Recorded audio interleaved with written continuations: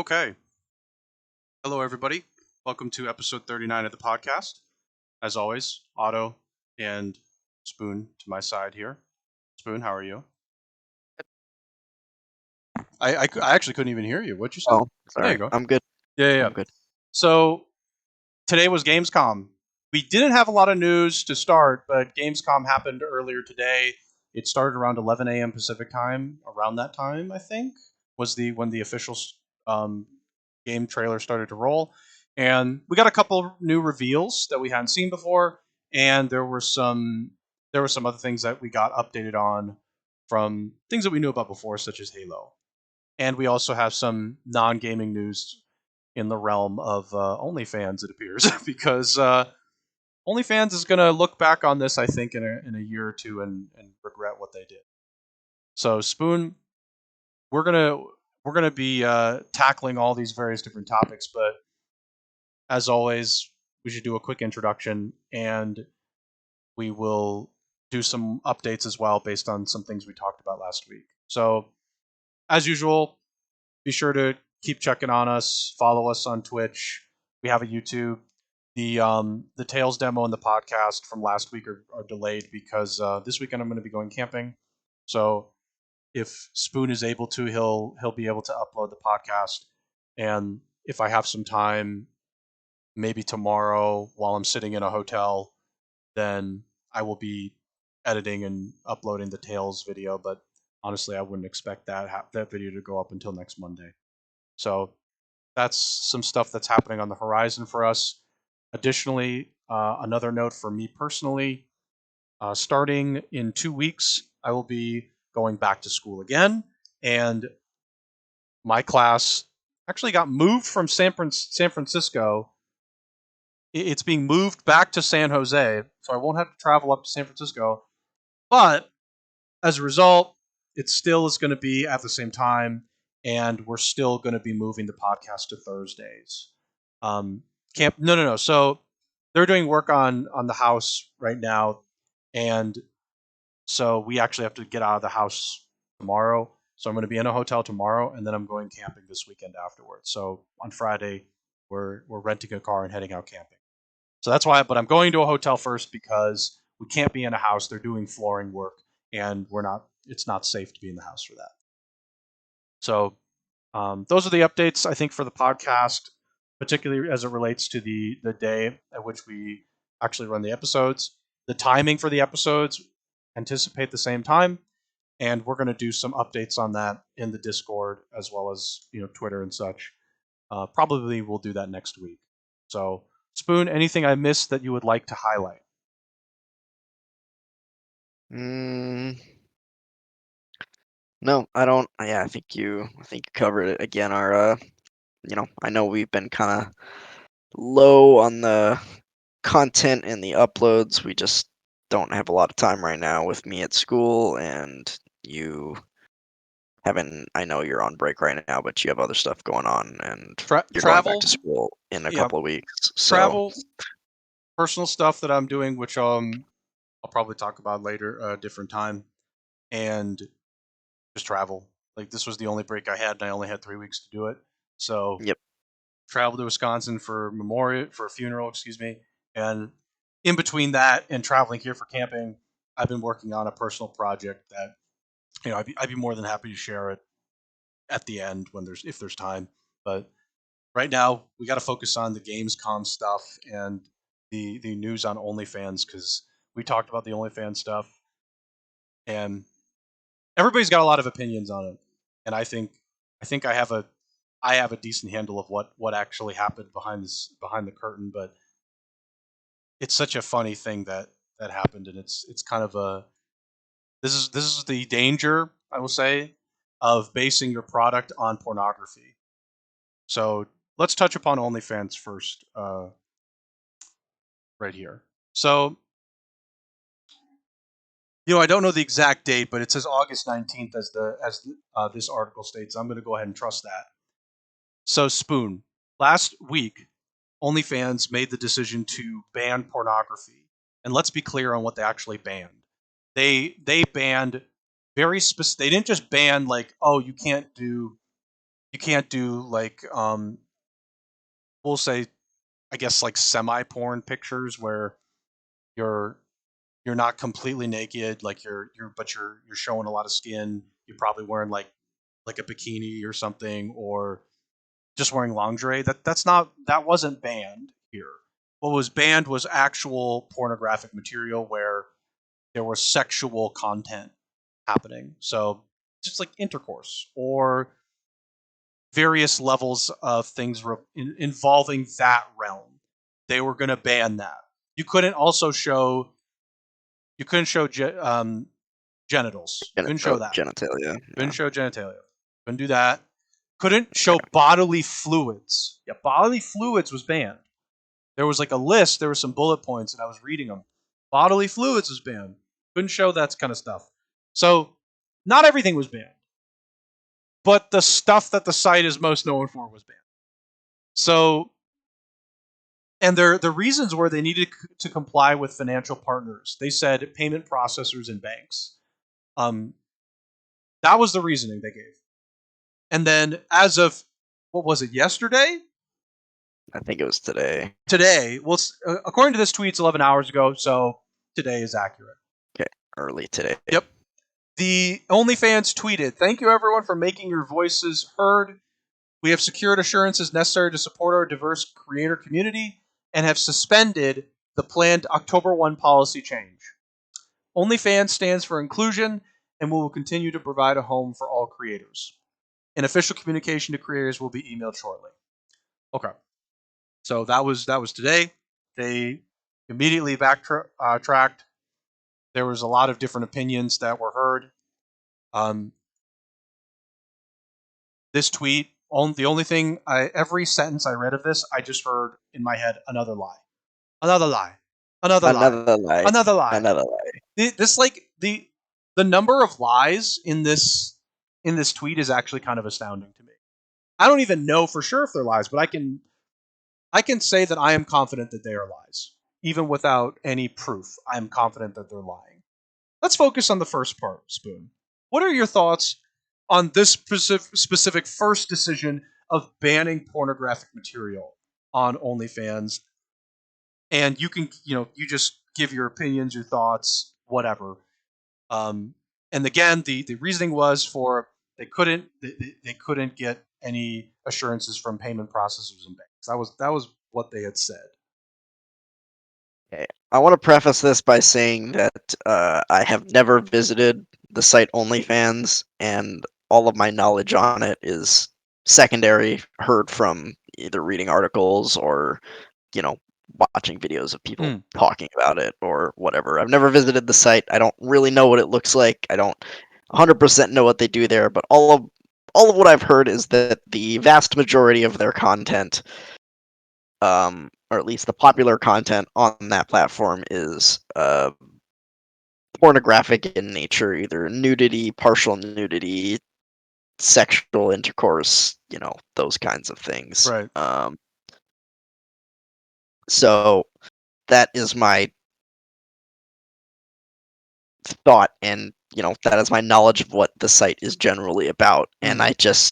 I saw this, and I saw a number of reactions to it. They're like, well, OnlyFans is dead. They're banning 90% of the content on their site, and they are going to lose the majority of their subscribers, and they are also alienating and putting a lot of people out of work, basically, who are the creators on the platform, Mm. who do this. I don't know if they do it full time for a living, but like I would assume that some of them, at least the more popular ones, are like Twitch streamers, and that they do it a lot. Yep. Um, so it just seemed like a real piss poor decision, in my opinion. That would be like, obviously it's a different context because pornography is much more controversial than gaming, but that's like Twitch coming out and saying like, yeah, we're banning gaming from our site. Right. It's like, It's the exact what? comparison, actually. It is because Twitch does have other stuff on the platform with just chatting, but if they were to come out and say we're banning gaming, that's like at least Yeah, 75 to 80% of the foundation of the platform at this current state.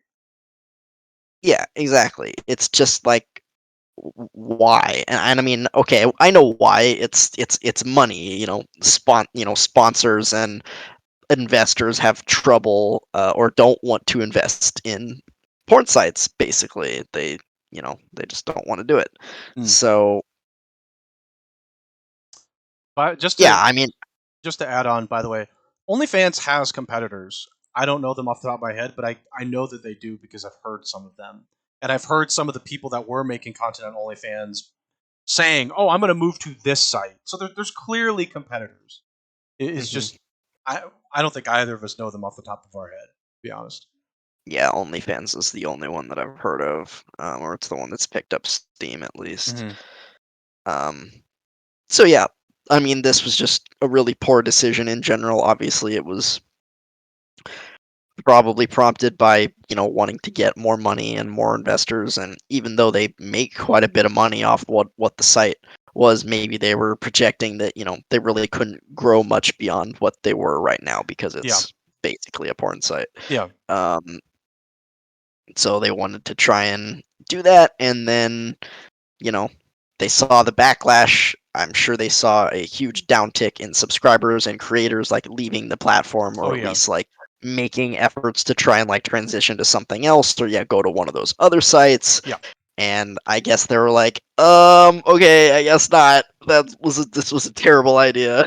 Which yeah. again, most people who saw this article originally like could have told you that in the first place. It's like again, you are banning 75, 80, 90% of the content on your site, Mm-hmm. basically, starting in like 2 months, basically. Yeah.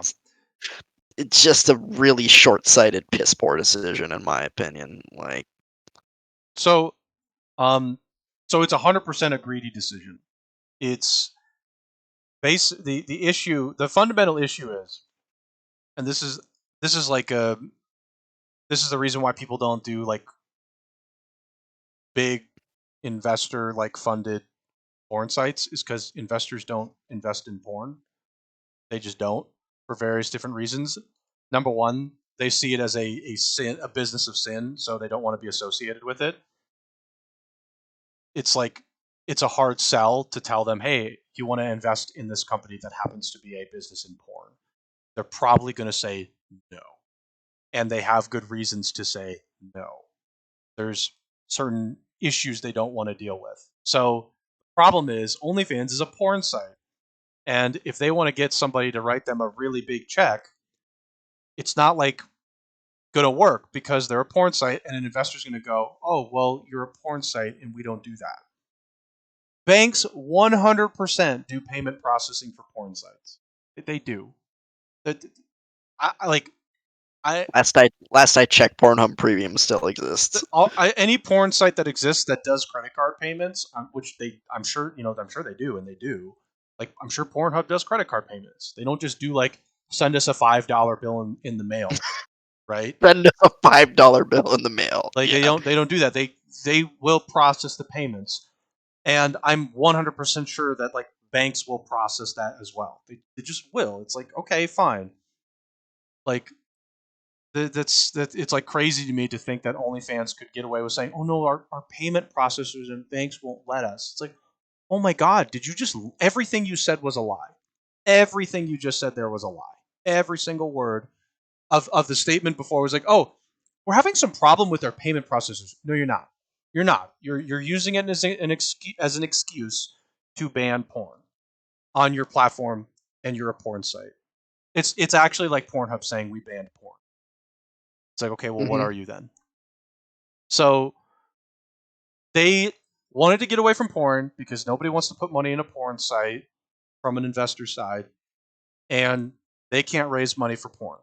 So you take the porn off and you become a non-porn site, which maybe has like the like not like full on porn, but like maybe the softcore stuff like modeling basically. And I don't know, like maybe they want to transition to like like a slightly risque social media site, but that's still like really weird and silly. It's just like stupid because that's kind of what Instagram is for some people anyway.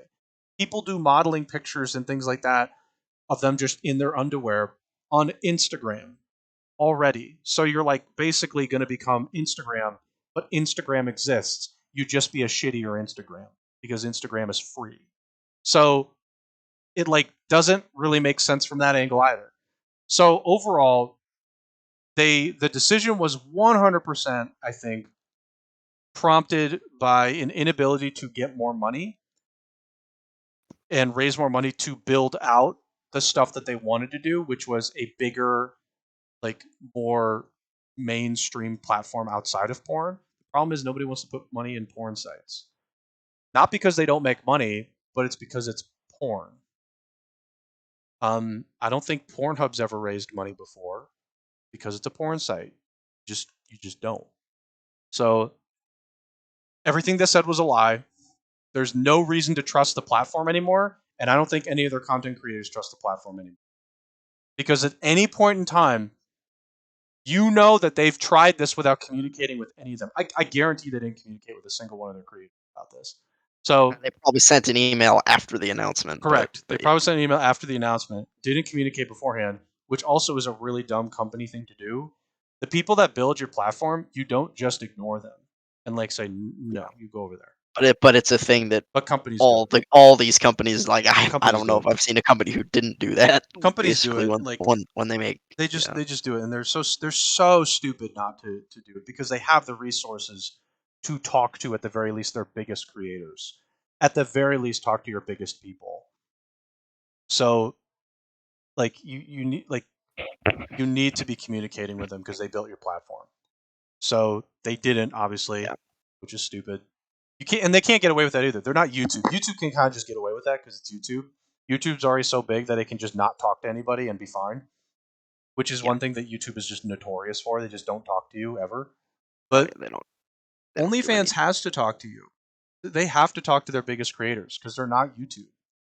So and like it just doesn't make sense. And this statement that they put, we have secured assurances necessary. No, you didn't. You didn't secure anything. You're just lying again.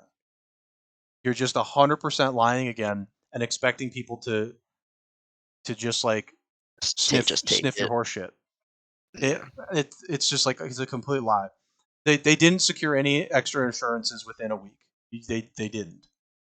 They're just like that's not a thing really.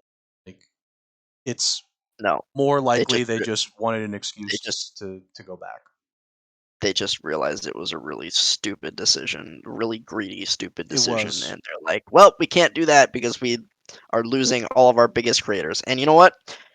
I mean, I didn't dive too deep, but I did see a few comments on that tweet that was like, "Yeah, I mean, a lot of the creators saying like, yeah, they betrayed us. Like, who can say if they'll try this again at some point? Like, who knows?" Yeah.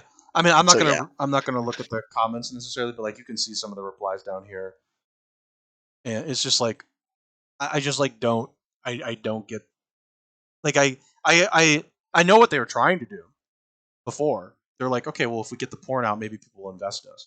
But that's not going to work. You already your foundation is built on that. It's not that easy to pivot off of it. You can't do that. yeah, It's not that simple, particularly when you're so big already. If they were like tiny and nobody was on the platform, you could do that because nobody gives a shit. But oh yeah. like you're too big for that now, so you can't pivot anymore. You're stuck. You're stuck making hundreds of millions of dollars. Heaven forbid that Just not, you would make hundreds of millions. just not Just billions not was probably billions. what they wanted. Just not you just they just can't make their billions anymore, but they can make their hundreds of millions of dollars. And I don't know, like I don't know where you go from here at this point. There nobody's going to put money into them at this point. I Maybe, think they can they go just public? gotta Can a porn company go public? I don't think so. Can they just go on like be a publicly traded company now? Can they just do that? That might be I mean, an option if they could I do it. suppose, I mean, I don't know. For me, I think they just gotta stand pat and hope, they can, you know, that they're I mean, they already are, but they're like the premium platform for like that kind Yeah, of content. The streaming side at least of like the pornographic content. but Um, and they just got to be happy with their hundreds of millions and just accept that they're not going to get Yep. the big investors, They and just be happy with it. I mean, I think OnlyFans makes a ton of money as it is right now. They just don't make quite as much as they would like, I suppose. But they're not making tens of billions. That's the problem. They're making billions, but they need to make tens of billions, and then you need to make hundreds of billions. And it's not like, by the way, they can't be like acquired by Google, right? You're a porn site. You're not going to get acquired by yeah, anybody. no, So that's not gonna happen. I don't know if they could go public. They should just do it. I mean, at this point, they're going to have to. That's the only other way they could make more money is to go public and just do it that way. But I don't know. I don't know if like a porn company can go public. I don't even know that. So anyway, yeah. Imagine like this is like this like if OnlyFans ends up losing, I don't. They're not going to lose everything because people are already like in the site, and that's where most of the people are going to be to digest that content. But I just yeah Yeah, I wonder how much this decision and then backpedal is going to hurt them. Like how many creators have already like moved on, or how many will come back from the people who did like try yeah and bounce to a different site, or and same with the like the subscribers that they lost and stuff, who just were just like, okay, no. So yeah, yeah. we'll see how much it hurts, how much this poor decision hurts them. My sense is most of the bigger people will stay. However, they're probably thinking of contingency plans to find another platform they could go to should something like Yeah, this happen again. Which, by the way, again, I think it'll happen again. yeah, it might, I it think it'll should. happen again. They're just gonna like do it again at some point. They just they're clearly not satisfied with being a porn site. So that's the problem. It's just they clearly are not satisfied being just a porn site because it's not enough money. So they're gonna at some point have to remove it, and they will. So that's why I think their creators are probably already thinking the big ones are going to stay because they need to stay there to continue to do it full time. But they're definitely looking at other contingency plans. I just can't imagine they're not Yeah. right now. So anyway, any other stuff with this particular topic, Spoon, before we move on to the Skyrim 10th anniversary edition thing? Nope. Let's Okay, move on. going from porn to gaming. One nice transition. Skyrim's getting another edition with fishing. I'm just going to assume that somebody created a fishing mod already, so this is entirely pointless. But if you want to play on the console with no mods and you want to fish on console, yeah, sure, go for it. It's the same game. There's probably no changes. It's probably got the same bugs as it did 10 years ago. I Yeah, sure, why not? If you're desperate for this game, go ahead. If you're smart, just buy it on PC and get all the mods. You're going to enjoy it more. I Yeah, I mean, I know they do this because, people will buy it, but I just don't understand why people would buy the 400th re-release of the same game that they made 10 years ago. Here's the Like, only reason you would buy it. This is your first video game. Or like you've never heard of this game. You're actually too young to know that this game exists and you want to buy it or you want to try it. But again, at this point you'll get it because you're either naive and you don't know, or like you literally only have a console and maybe you just don't have a good computer. Like that's a real thing. And the console is the way you play. This is the first time you've seen this game, like you buy it. That's the approach I could see. Other one is just, I guess, if you're a super fan and want to get every copy, I don't know. It probably took Bethesda very only a small amount of time to report it somewhere else with fishing. So for them, it's kind of just like a no brainer because it's a really popular game, and if it doesn't take you a lot of time, it's not much money spent to report it somewhere else. Where is it getting ported to?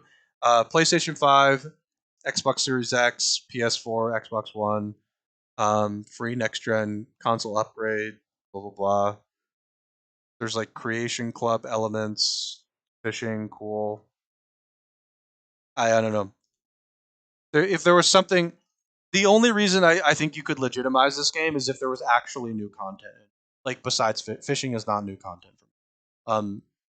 But like actually new content coming in that they spent development time putting in. Like, hey, here's the new Skyrim edition, and we've added like 10 hours of new gameplay or something. I don't know.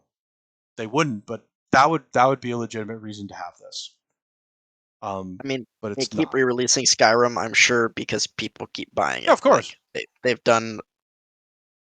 This has got to be like actually. I know I said 400th, but this has got to be like the fourth or fifth re-release at this point in like 10 years. Oh, Skyrim initial release, probably a Game of the Year type edition. Probably like some other expanded edition to port to another system because this came out On on 360, 360, PS3, PS3. So this definitely got ported to ported PS4, ported to PS4, one, Xbox, PC, Switch, Switch PC. probably. I think it actually came out on PC too. This edition. I feel like every 2 or 3 years I hear about a new Skyrim like Yeah, there's re-release. like every Just like like 2 to 3 years there's a Skyrim coming out. There's like an enhanced edition I think that came out at some yeah. point. I mean, I think The if point if is, I guess if it has 60 FPS too, that would be a reason. But I'm sure it already had that on a different console. But yeah, stop letting Bethesda re-release the same game over and over again and actually make them spend money and make a new game that isn't dog shit. Like, okay, Skyrim isn't dog I was shit. about to That's not say, what I mean. excuse me, Like, this game is not dog. I played Skyrim a lot when it came out. I mean, yeah, I was really into it when it came out, and then I mean, well, I won't get into it. I think the game like is really cool. It's really big, but it's to me, it's one of those like wide as an ocean, deep as a pond type games. It's just like there's a lot to do, but I don't think the game's very deep. But anyways, we don't need to get into that. Sure, Um, but yeah, I mean, I'd just like to see Bethesda release a new game. Basically, I mean, I know okay that since Skyrim they've had they're Fallout 4, they've had 76. and 76, They've but got their new IP coming, Doom Eternal. Their Starfield yeah, at some point, who God knows when. They're making new games. They're just, I mean, Starfield's just kind of slow right now. Um, they have stuff in the background still being made. It's just, and I mean, Elder Scrolls Online. They always make new content for that. yeah, Again, it didn't probably only took them a really short amount of time to make a new port with fishing. yeah. They're probably just like, yeah, why the I mean, fuck not? Somebody's gonna yeah, buy it.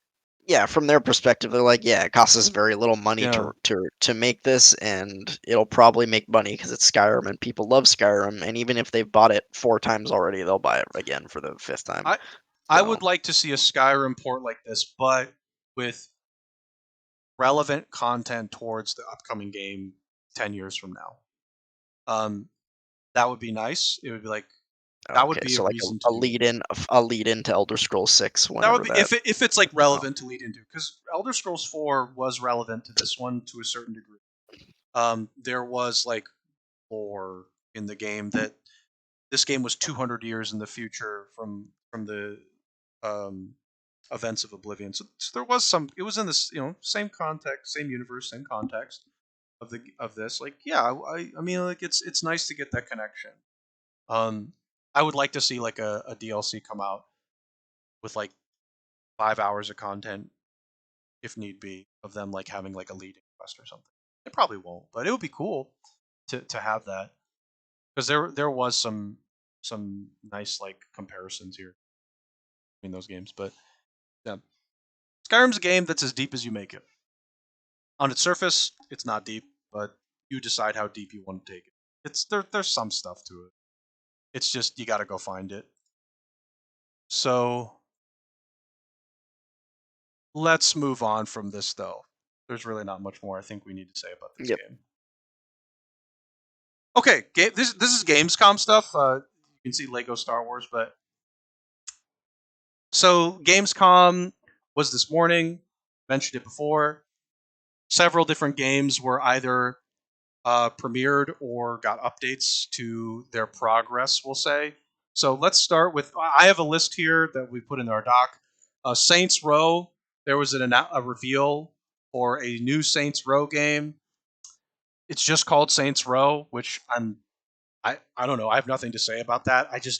I'm not particularly enthusiastic with games that are like 1, 2, 3, and then do Saints Row. It's like, okay, Just a so like they're trying to reboot it, I yeah, guess. But that I understand. It's just like, can you at least like, I don't know, add something else to it? It's like, okay, which Saints Row are you talking about? I don't know. Like, I'm not always enthusiastic when people do that with their name. They're like Saints Row yeah, 1, 2, 3 Saints Row. It's like, ugh, wouldn't you just call it 4? But anyway, Saints Row got a trailer. They didn't actually spend a lot of time with the gameplay of it. There was like, honest to God, 10 seconds. I don't even know like what it is with this. There were like a lot of them were like, here's some gameplay, 5 seconds. Okay, we're done. It's like, that wasn't anything. Other things on my list and on our doc: COD, Call of Duty Vanguard, which was somewhere in here, I'm sure. Call of Duty Vanguard, another World War II Call of Duty game. I'm gonna be honest. I sighed really loudly when I heard that. I was like, oh my god. So they're doing a World War II game. The basis of it is going to be following historical characters, which I think is somewhat interesting. And the character that they showed here was voiced by Laura Bailey, which was good to see. Started with a P. I don't even remember the person's name that they had in the game, but it is based off of a real person in Russia, a woman who was a like famous sniper at the time in World War II. They showed a long sequence of gameplay. I mean, like it looks it looks like looks Call of pretty. Duty. It looks pretty, but there was just like nothing to it in the fact that you don't gather any more information beyond, yeah, it's a Call of Duty game. And I think that's what bothered me about this particular trailer. It didn't show anything beyond saying, hey, look, Call of Duty. I mean, they don't need to do anything else. It's like one of the highest selling games every single year, and all they do is True. they don't change very much every year. Okay, the True. story and the characters are new, but I mean, they're not going to change the gameplay mechanics. People like the gameplay mechanics. It's really popular. Well, what I People like let campaign. People like the let me multiplayer. rephrase then. I know what Call of Duty is. You don't need to change that. But just showing me gameplay from your campaign, I don't think it's enough. Can you explain more about the campaign through your gameplay? I got nothing from that. I'm like, okay, Call of Duty, great. What's this game? What's the campaign going to be about? Nothing. It's like, yeah, you're going to follow some historical characters. That's great. Why? Why am I following them? Is there a reason? Are we just going to straight up just go through their perspective of the events of World War II, or is there something more to it? I just it's boring. I just was like, okay, this is boring. Like, tell me about the campaign. Like, what is the actual story beyond what we already know about the historical context of World War? Tell me more.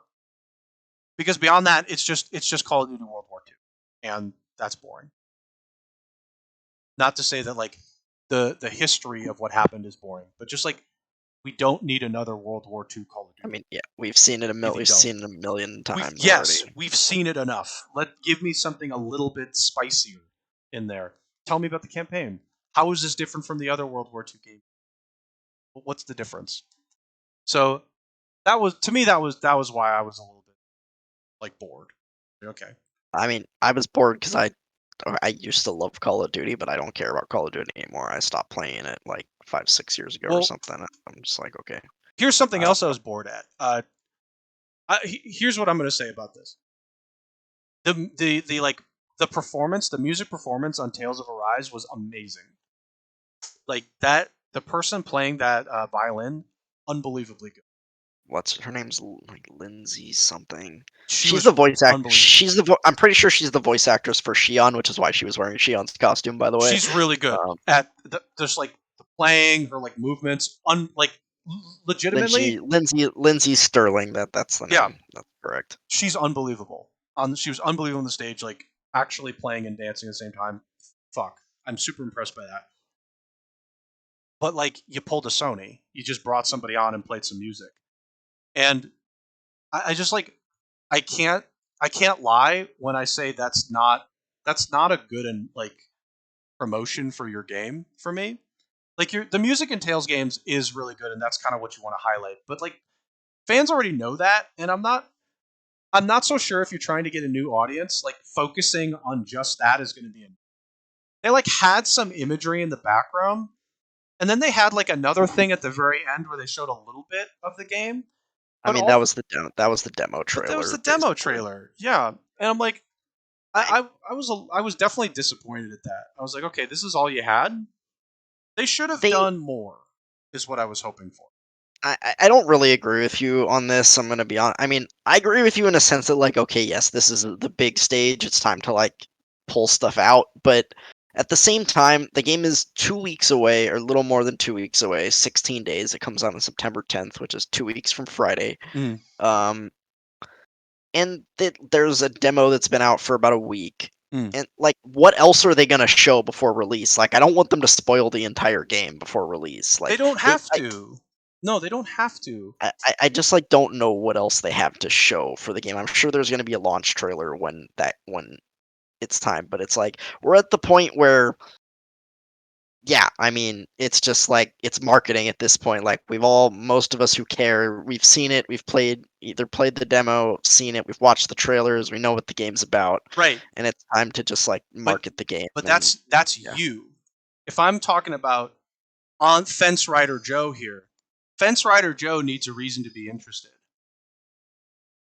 You're not in the equation anymore. You're already going to buy it. We ignore your opinion on that because you're already going to buy it. So and like I'm going to buy it. So like for me, I don't care what I see. I'm going to get it because I've already played the demo. But not everybody's played the demo. And the expectation is that this is supposed to be a game that's supposed to be picked up by new people. New people aren't going to be super interested in just a violin performance and maybe a small like demo trailer. I mean, I think yeah, you need to do I'm, more to at least give somebody who's on the fence a bit of that wow factor. Because if you don't give them that, I mean, they'll try. Your hope is they try the demo, obviously, yeah, but that's the thing. Like that's what they were like. Hey, this game's cool. It's got good music. Check out this good looking girl playing an awesome, arrangement from the game. She's also they didn't say this, but again, she's the voice actress for the female lead in the game, Shion. right. And I'm pretty sure Jeff Keighley said like once before the performance and once after performance, hey, the demo's out now. The game's coming out on September 10th. Go play the demo. And that was kind of it. But So here's my thing. Why not actually? This is the first time I think Tales of Rise has really been at a major show. Gamescom, I think we can say it's like a major show. Your other opportunities were E3, and they didn't do anything. yeah, They haven't really used opportunities before, and this was your one. Your one didn't show much gameplay, and I think that's the problem. That I think that's just the problem. Like, okay, well, tell people to play a demo, but they don't know what they're expecting.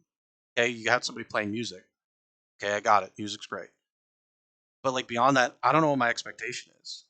Like if I'm playing other JRPGs, I think I know it. But you're trying to get a new audience. If your new audience doesn't know what to expect, what's the demo going to be for them? They're going to try it if they're going to have any sort of interest. But for other people, they're just going to see and go, okay, that's nice. You're trying to pull in a new audience. Have the music, have like the combat in the background, emphasize stuff that doesn't spoil the story. And I think like for a major event, I think that would work really well because that was your like major opportunity to show something. And I just I just don't understand why they didn't show like the combat and game. They just focused on the music, which is great. Music is the game is great, but there's just no gameplay. I didn't understand that. If you're trying to get a new people, you got to pull something out of the hat to impress them. Otherwise, there's no reason for them to go do a new thing um, beyond any sort of exterior factor. Like you telling me to play it. Yeah, okay, then I'll try it. Right. So that's I don't know. I just like I expected gameplay to be shown to get people to be in, intrigued into the demo, but I don't think the Cool. violin performance is intriguing enough to do. Yeah, maybe. Yeah, maybe you're right. There was a little bit of gameplay and combat There shown in the was, yeah, demo there was a trailer, little but bit. it was pretty short. It was only Yeah, like there 30 was a little seconds or bit. something like that. There was. Um, I will give you that there was a little bit. So I can't completely say there was nothing. But yeah, you gotta wow. You gotta if you want to get people to play your game and they don't know about it, you gotta pull something out of the hat. Otherwise, they don't care. Because that's unless you already have like a pre-existing name they know. Like for Dark Souls fans, if you say Elden Ring, they're all gonna have to change their pants. You know that. Like they're all gonna go fucking nuts. You don't have to show anything. You could just literally say Elden Ring from the makers of Dark Souls, and they're in. They're in already.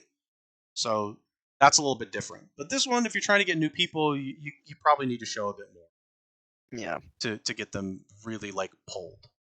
Yeah. But I see where you're coming from. For me, I like the variety. I've seen enough of the game. I mean, I was gonna yeah, buy it from day one as soon as they announced it, like 2 years ago. So right, I was already in. But I mean, I see what you. Yeah, from someone else's perspective, if they haven't been following and haven't seen right.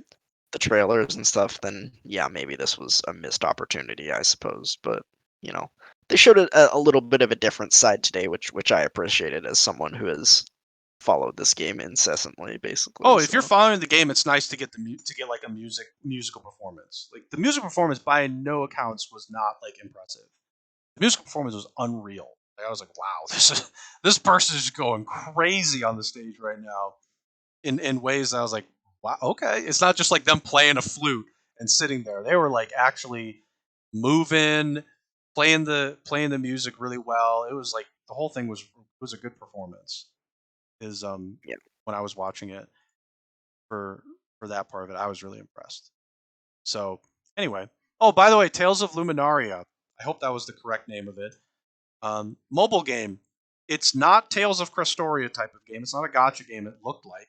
It didn't look like a gotcha game. Could be wrong. nah, nah, it looked like a. Looked like a standalone Tales game, but on I mean, mobile. yeah, mobile standalone. It looked like the combat looked a little Muso-y to me. Like I guess there weren't as many enemies, but it looked Mm-hmm. very like hack and slashy Mm-hmm. type combat to me. It looked a little MMO-esque to me as well, just from the little bit that we saw, but Mm-hmm. maybe not. Um, Hard, yeah, hard to say. I'm not sure. Maybe I mean, I just thought of this, but like, and I don't think it'll be exactly the same, but it's their answer. Maybe it's their Tales of Genshin. Basically, it's their Genshin Impact clone Oh that man, they're trying to do. that's I a don't know. bold. That's a bold game to try and make. By the way, that's I bold. don't I don't think it'll be the same with like the way it works, Sure. but like the art style and the combat reminded me of Genshin a little bit. A little bit, So yeah. I mean, like you know, it was so hard to tell. I was like, okay, is it a standalone Tales game on your phone? So are you gonna have to buy it, or are you trying to do some free to play model and you're gonna do no, something like it's I Genshin? think they said it. I think they said it's free to play. Oh man, okay, they're gonna. Ugh. Oh All boy, their mobile games have been free to play. None of them have yeah. Not to say been Crestoria. I thought Crestoria, purchased. like I know we played it. Like Crestoria was fine. It was very free to play friendly. Yeah, it was So pretty free to play it friendly. was really free to play friendly. So that was a good one. I don't know how well it did for them with money, um, but that was a nice little gotcha game. Okay. Other stuff. I just want to point out, by the way, that this Verge article talking about the biggest trailers announcements, Tails wasn't in it. I know you're shocked. I know you're shocked. Nope, not even a little bit. Another one we got was where was it in here? So, uh, Amazon's New World actually had a trailer in here. Chart Your Fate. We're not going to play it because I think there's. I'm a little bit. I think we're worried that there's some copyrighted music in it. But there's going to be an open beta. There's an open beta in a week and a half. No, 2 weeks. I'm sorry, 2 weeks from now. 2 weeks. September 9th would be 2 weeks. It's the day before Tails comes The out. day before Tails comes out. So that'll be interesting. Open beta. Doesn't look like there's an indication of how long it will last. But this game is coming out September. I believe it was September like 20. Yep, September 28th. So the open beta is 20 days, a little bit under 20 days before release. Assuming I assuming yeah, I was just gonna say I can't imagine this open beta lasts more than like maybe a week or so. Gonna say I don't think they'll have it open the entire time up till release. That wouldn't make too much sense. No, it wouldn't. I think maybe a week is what I would guess. Just because, like, okay, if it's a week, you have like then 2 weeks to just try to look. Then you have like at least a week and a half, 2 weeks to make sure your servers are stable enough for how much people are going to come in. But yeah, I mean, okay. I know, like I played it, and um, somebody who Hectic. For those of you that watched the Rainbow Six stuff a long time ago, Hectic plays it. We've been playing it together. It's an MMO. It's pretty. It's okay. Not stupendous, but for what it is, it's perfectly fine. Um, Hmm. Marvel Midnight Suns, from the makers of all those XCOM games. I liked this trailer a lot. I do like Marvel, the Marvel universe. Um, by the way, I know you haven't watched a lot of the Marvel movies, but there was like a Spider-Man No Way Home trailer. They I didn't are watch the trailer. I know people were oh hype about it man, though. oh man, that was a good trailer. That was a really good trailer. They're basically taking the current Marvel Cinematic Universe Spider-Man, and they're doing a multiverse where they're bringing all the Spider-Mans that they've done in the past. So Tobey Maguire Oh and my, oh, Andrew Garfield's Spider-Man are going to be in this movie, and they're bringing back villains from the other ones. So they had Doc Ock in the Tobey Maguire Spider-Man. At the end of the trailer, comes in, and he comes in, and they're just like, "Oh my god!" Everybody was going nuts, and they're also having oh god, what's his name? The guy who played Green Goblin in the first Tobey Maguire one, um, oh, Willem Willem Dafoe. Dafoe. You could hear his voice. Willem Dafoe is going to be in it, and they're going to have like other old Spider-Man villains and they're actually the same people that played the villains in those old movies. It's going to be great. I'm super excited. That trailer was great, but I like so I'm this was a from the makers of the XCOM games, so 2K and Firaxis, who does Civ and the XCOM games. They're doing a Marvel game, Midnight Suns. They revealed a couple Marvel characters in their trailer. They had, as you can see on this picture, Wolverine, Iron Man. They have a new Marvel character that they made specifically for this game. They also have Blade, which I was actually genuinely shocked that a major Marvel game was going to put Blade in it. Ghost Rider, I believe that's Ghost Rider on the side there, because you don't actually see Blade and Ghost Rider in a lot of major Marvel games. Like Yeah, the Marvel Avengers game, sure as hell isn't going to put Blade or Ghost Rider in it. So I was excited about this game. You played the XCOM games too, but I'm going to assume that these games have the very similar, if not the same, feel as an XCOM game. I like the Marvel characters. The Marvel heroes are great. I love them, well, so I'm excited. I love I'm Marvel interested to heroes. see what they'll do with it because, like, it's gonna be a little different with Marvel because, like, I Mm-hmm. don't see Iron Man taking cover, for example, or the Hulk either. It's like, I don't know. Maybe they. I don't know. Hulk shouldn't. They should just have something where the Hulk doesn't take cover. Hulk has like a ton of health, but he never takes cover. Would be the best thing. But like I could see like okay, Iron Man taking cover wouldn't be like that crazy to me. But I think it's a cool idea though. You take the Marvel's really popular right now, obviously. You put big name characters like Wolverine and Iron Man in your trailer, and they talked about this new character, which I forgot the character's name. They have this like new character. You play as the new Marvel character that they made specifically for this game, I think. I assume it's gonna be. They made it sound like to me it's gonna be like create a character you can like Mm-hmm. customize like the look of the character Yeah, basically. So and I'm sure you can customize their powers too, which would be awesome. I was really surprised they put Blade in this, and they showed off Blade in the trailer. Like people don't really like a lot of the new Marvel stuff doesn't really do a lot of Blade besides like the mobile trash. And like Ghost Rider, I like Ghost Rider. Ghost Rider's cool. Ghost Rider's just cool. So I was happy to see those characters, and I'm sure there's going to be more. I'm sure there's going to be more. They're going to have to put. I think I saw Captain America in it as well, but he had like a different look. it looked sweet. Like all these characters have this And like crazy weird look, this like yellow yeah, and black look, which I am not opposed to at all. By the way, this is this was a cool trailer. So if you like XCOM games, I think this or also Marvel, it's cool. it's Marvel, so endless DLC for like adding more That's the characters thing and stuff too. like that. You've So got you've already got a really big fan base. You also it's and you know from the makers of XCOM, so you're going to bring in that audience. You could just like do endless DLC, just endless freaking DLC for this game, which is also another reason why this is a great partnership to use this IP. And all you have to do is not screw it up. Just don't screw it up. It's amazing how, by the way, it's like I can't imagine you screw up this kind of game if it's from the makers of XCOM. Like I think this is going to be cool. it, they've already got the foundation. Like with Yeah. XCOM, I'm sure it'll have some differences Hmm. because like they're you know You can't do you're the same playing exact thing.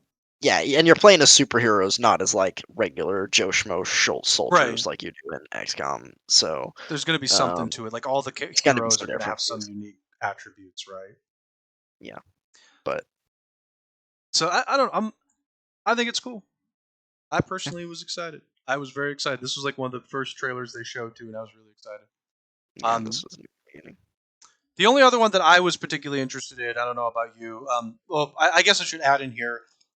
There was a Super Monkey Ball Banana Mania trailer, and they're doing a Persona crossover. They're adding Morgana to the game, Hmm. which I mean, okay. There's like, yeah, just that's just cool. And then the only thing I was particularly interested in beyond that was, um, there's a Teenage Mutant Ninja Turtles game that looks very similar to the old Super Nintendo era ones. I, I just I just thought it looked great. So Yeah, this looks like a classic arcade game, which I think is going to be super fun. Switch and PC. So I think on the Switch it'll be great.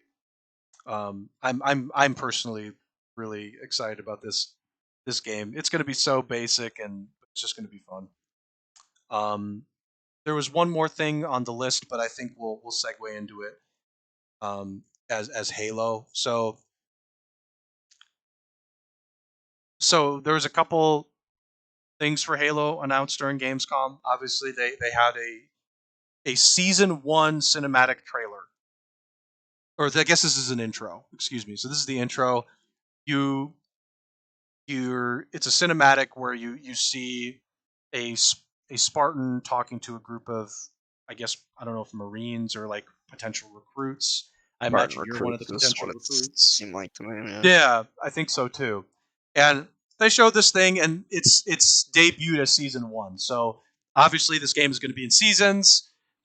They were talking about that, and the other thing that I heard during this trailer, there's going to be no campaign co-op to start. Co-op will be coming a few months after release of this game. yep. Forge as well. Forge is gonna be like 6 months or something Yep. like that. Is what I heard. Which I do think that is a disappointment because Yep, Halo it is. co-op is awesome.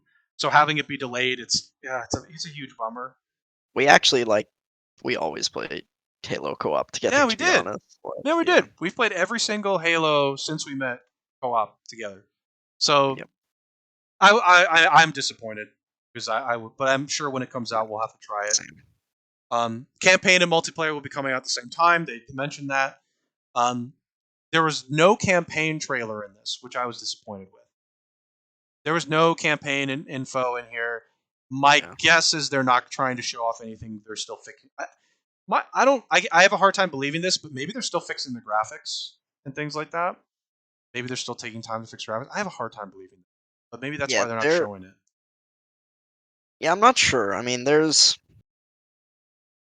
maybe they just want it to be fresh for people and they don't want to spoil things. But it's Yeah, starting to get a little worrying that like, okay, the game's coming out in December you know 8th is the December official 8th, so release. 3.5 months basically it's Mm-hmm. coming out, and we haven't seen the campaign since the debut, last year when Mm, people memed on it right. basically. So, um, they showed multiplayer. They did that, closed tech test or whatever, and they said they're going to do some more of those. So I'm sure we'll be seeing more of that. But we haven't seen the campaign in a while, and it's like, Yeah, I yeah, I think people are starting to get a little worried. It's like, why aren't they showing it though? I think it's Like because they're still fixing the graphics. I think they're still concerned maybe. with the graphics, and they're like, okay, we're just not going to show it till last second until we know the graphics are really.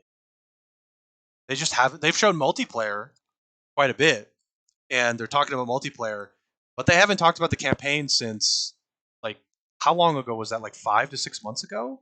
It was a long time ago. Oh, yeah, that was at like the end of last. It was last year. It Oh was. yeah, it was. It was in the fall. I think it was in like November of last year Okay. or something like that. I think that Yeah, was like they haven't showed it nine since. 9 months ago or something. It's been a while. It's scary, and I'm disappointed that we didn't see anything. But I mean, shoot, I hope we see something in like another month or two. They'll have it cleaned up and ready.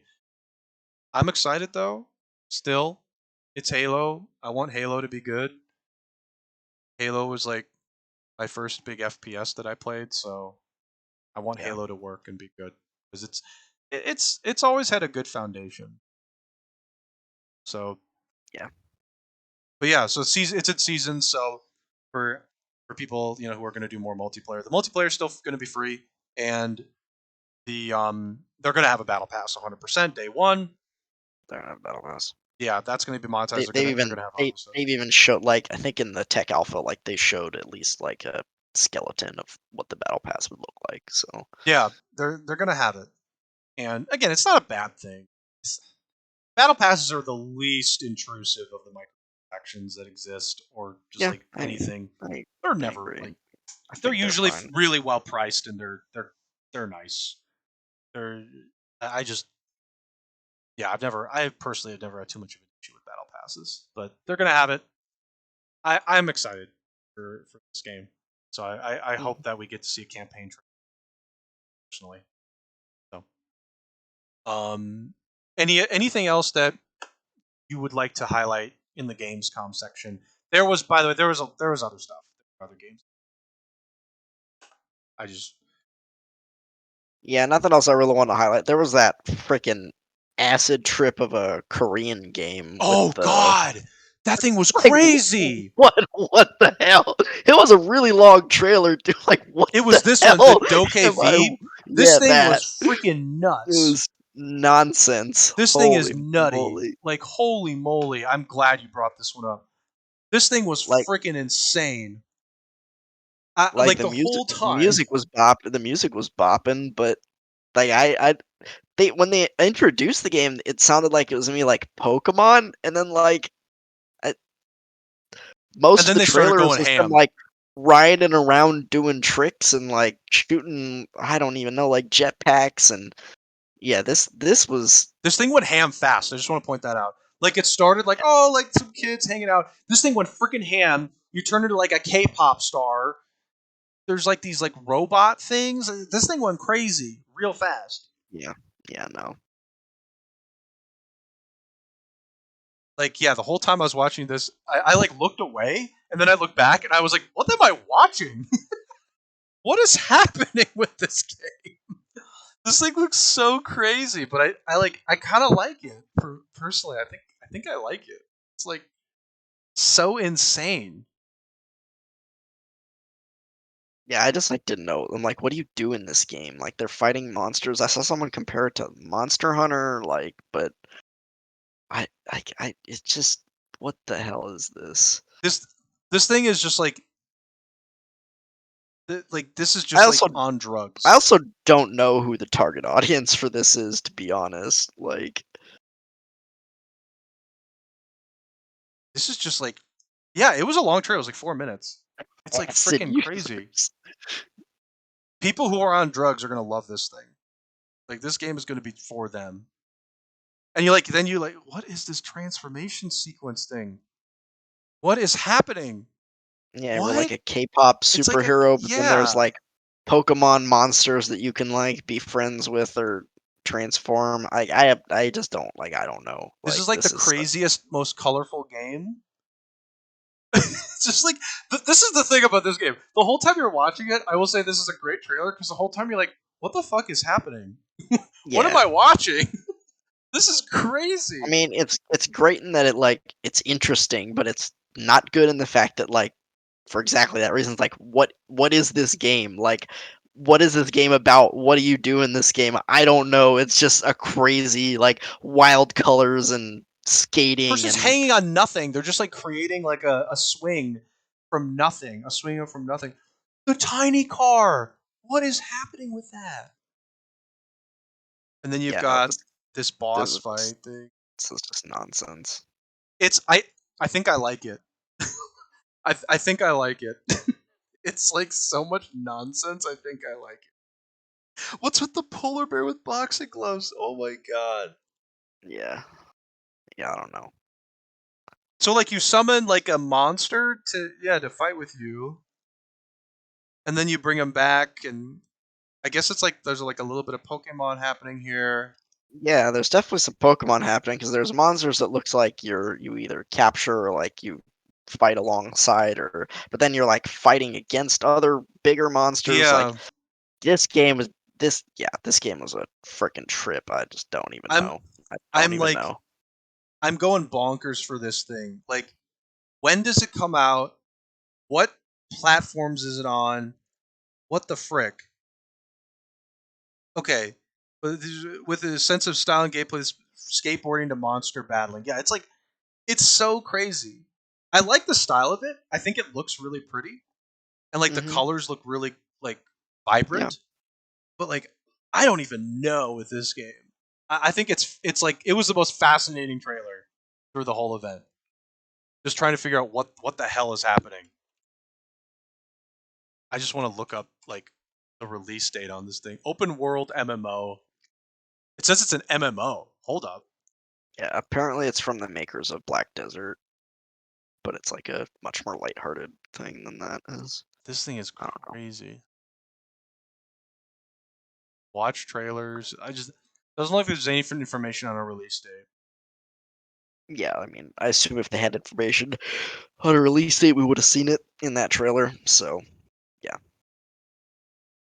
So yeah. Anyway, any thank you for reminding me of that one. That was a great one. That one was that was something. Yeah. And any I, other stuff? Oh yeah, go ahead. there were a lot of others, but none that particularly interested me. Mm-hmm. You know me, I'm kind of like a JRPG guy, and there wasn't a lot of that in this. Actually, I think Tails was the only one, and they, as you said, they didn't show Yep. much of it. So, Yeah. um, This thing is just like but it's fine. I mean, yeah. yeah, there were ever some hype announcements, some hype trailers. We got actually, the beginning of next year, like for gaming in general, not necessarily for me, but it's looking pretty big. There were like 3 or 4 games in this presentation alone that were announced for like February. Elden Ring's in January. Mm. Pokemon Legends Arceus is in January as well. So early next year is actually looking kind of stacked. I think the end of this year, like so basically we go from Halo to Elden Ring in January to February. Like there's some good stuff coming. Like Oh yeah, that's no, a nice there- that's a yeah, nice no, little there's trail of stuff. we got a good lineup for this fall and then for early next year as well. Yeah, because we have Tales next month. October is Hmm. when Back for Blood comes out, so I'm happy about that. And Metroid Dread. Oh yeah, I forgot about that one. Pokemon is November. The Pokemon and remakes. Pokemon Diamond Pearl remakes and Shin Megami Tensei 5 both come out in November. Mm-hmm. Mm-hmm. Halo in December, as well as the Advance Wars reboot, comes out at the beginning of December. Mm-hmm. So, There's some good stuff. yeah, Every month there's at least one thing. That's yep, solid. At least. Sometimes two. Possibly more. Um so okay. Let's talk about Humankind. yep. I think it's Humankind time. It's So Humankind. maybe we should start with impressions and then go into this. Do you want to do this Yeah, first? I yeah. think impressions are No, good. no. Let's talk about the game first, and then we'll talk about this. Okay, This sure. is patch notes basically of the fixes that they're Yeah. gonna do. Okay. Um, And let me swap over to this one. I, upcoming. my God, my dog's going freaking bonkers right now. Okay, so Humankind Impressions. So I've played a full game. I lost my one single player game that I played fully. I have another one that I just started going, and I'm not far into it at all. Um, We tried And some we started multiplayer. we started a Tried that. multiplayer game yesterday. Tried it. Started it. About turn 90-ish. As far as my impressions, I'll try and be short with my impressions because I think you'll have more than I. My impressions are this game is obviously well made. It is. A There are lot of bugs, but I lot, think it's lot of well good made. lot of good ideas. Yeah, it's obviously well made. There's a lot of ideas happening in this game. I think the nomadic era is a really great idea. We talked about before. I think the variation in picking cultures as you progress through eras is a great idea. Now that I'm playing it, um, it definitely adds a lot of flavor to how you want to traverse the game. You It do just want to like allows. traverse in a certain. Go ahead. Yeah, I was just gonna say, I just like how it allows you to like pivot your strategy throughout the game. Like, you're doing one thing one era, and then say like, oh, your neighbor is like building up a huge army on you, or they're encroaching on your territory. You're like, I want to go to war. Okay, let me pick a war or expansionist culture Hmm. the next Yeah. era and like go in on them basically. Like, okay. Um. Well, yeah.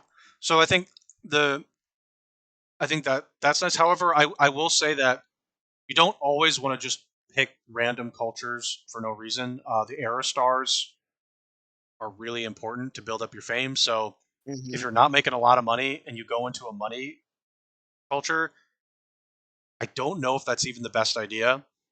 Yes, you're going to get more money, but you're not going to get those era stars particularly fast. So that's something to think about. However, there's certain ones that I think they have some synergy. So for example, if you pick a food culture early, actually food and military synergize really well. Yeah. You can build up your population, you get those era stars, while also building up some military, you get a couple of those era stars, and then you transition into a military culture. You've already built up some military stars from before. You're going to easily get the new next ones because you've already built up the foundation. I think certain ones have good synergy. Hmm. I don't, for example, though, think that something like food and then going into like food into commerce is the best choice if you're not pumping out money already, because you're not going to get those fame stars particularly. So there's a lot of choice, but it's not really that much choice when you're trying to do certain things the correct way. I will tell you, as somebody who's been doing it the wrong way, in my opinion, you don't always also want to transition to the next era right away. You may want to sit on an era for an extra couple turns so you can build up some stars and then Yeah. I transition. I rarely go to the next era as soon as I can. Right. Very rarely. Maybe actually in the couple games that I played, I don't know if I've ever done it because usually I'm close enough to a couple more stars that I just want to sit on it for like Right. 5 to 10 And more turns and get more stars. And the when you get the higher levels of the stars, like the second and the third star in a category, it's worth more fame yep, than the first star in a category. so that's why even when you hit another era that you can transition to, you may not want to. You may wait for a couple turns, which I wasn't doing. I was just immediately hitting the next era, and that was a problem. So I figured that out. Which, by the way, they don't explain that particularly well. No, they They don't. don't give a good hint for that either. So if you're not used to this game and you're doing that, you're not doing it, I think, optimally. Because I wasn't. Yeah. So And the only way to win is to like get fame, even if you like even if you dominate certain sections of the game, even if you dominate or like if you're the first into the last era. But that also doesn't affect your science. If your science is bad, you're going to be way behind in yeah, the you're tech going to be tree. behind anyway. Um, There's supposed to be a catch-up star. Like there's like a catch-up star thing on the bottom right corner of certain cultures. I've never actually yes. seen it used. Is that if you stay in the same culture in the next era or something? I don't exactly know how it works because I've never gotten it myself because I've never been far enough behind to get it myself, I've but been behind in most of my games. I've never seen it work. So yeah, I don't understand what it is. It's supposed to be a catch-up mechanic. It doesn't do anything. So that needs to be yeah. explained. Yeah, I don't I've read about how it works, but I honestly don't remember, so I'm not gonna comment on it. But I it's supposed to be a thing where like the people who are behind just like get a free star every now and again, just to help them catch up, basically. never seen it work. Never. And like I have been behind. Like admittedly, I've been behind. Um, in the game that I lost, I got third place. So I've been behind. and I've been really far behind and caught up. So that's that. So I was talking about cultures. I do like the cultures. I think it's a good idea, but I think with so much choice, you end up actually not getting that much choice because you start to figure out which synergies work best. And like if you're already behind on science, actually like just picking a science culture, while it will give you a boost, you're not going to pick up a ton of fame that quickly. So it's kind of like there's a bit of give or there's some give and take there. Um, you'll get a boost, but maybe not towards your fame. You'll get like some boost, in other areas, which might be helpful.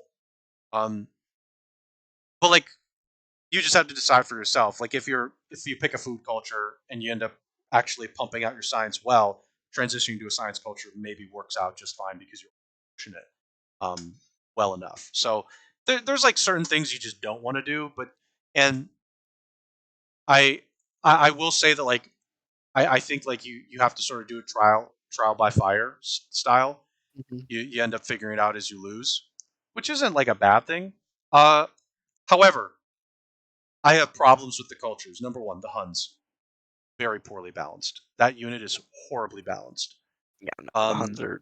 I mean, we were talking about this, when we were hanging out when we were playing right. multiplayer. The Huns are still. The They were more broken in the earlier open devs, and they nerfed them. They're still stupid and busted, and they they need more nerfs. the the nerf there's a nerf that can happen. There's at least one. There's probably two, one of two.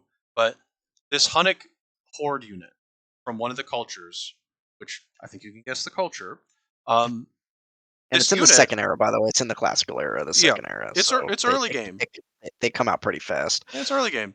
Um, their unique unit is a cavalry unit that happens to be a ranged cavalry unit. Okay, the Hunnic horde is It a only ranged has cavalry. only has one ranged, but it's still a It ranged attack, doesn't so they don't it it so they doesn't don't they matter. don't take it they don't take a counter when they attack Right. you. So It's still ranged. So this unit, the combat fields, they're kind of like they range in size. It like depends on where you're taking your combat. But if you have like a big combat zone, because when you jump into combat, it's not like Civ where you just fight and you're done. You end up going into like a combat sequence and you play out a couple rounds. You play out 3 rounds of combat, possibly more, depending on how it ends up rolling out. So you go into this combat sequence and you have like this little combat board that's a part of the map, and sometimes it's big, sometimes it's small. The Hunnic Horde, there's this thing called zone of control where your units, if you get close to an enemy unit, they're eliciting a control. So you can't just like easily run away from them. You can really only go one square at a time because they're eliciting this zone of control. Okay. yeah, I think when you move into or out of zone of control or even around zone of control, not through your own units, you can like cancel zone. If you have like a line of units around an enemy unit, it like cancels out their zone of control and you can move around them. But Yes, it does. anyways, it It's the I think point. it costs like 4 movement to move into or out of zone of control. Right. So it's for a normal melee unit, that's all you have 4 movement. So it Right. takes all of your movement to move one tile into or out of zone of control. Right. So okay, continuing on that line of thought, and that by the way applies to the map as well. If you go into an enemy zone of control, you can't just like keep you end up getting Which stopped. doesn't always work in my opinion because there are units that like if an enemy is like up the cliff from you and they literally can't attack you, they still elicit zone of control like below the cliff where they can't attack you, which I think is really stupid. Yeah. It's like that doesn't make any sense, but whatever. I Um. feel like that's a bug or like something they just like didn't fix or didn't think about, so whatever. Right. Back to the Hunnic Horde.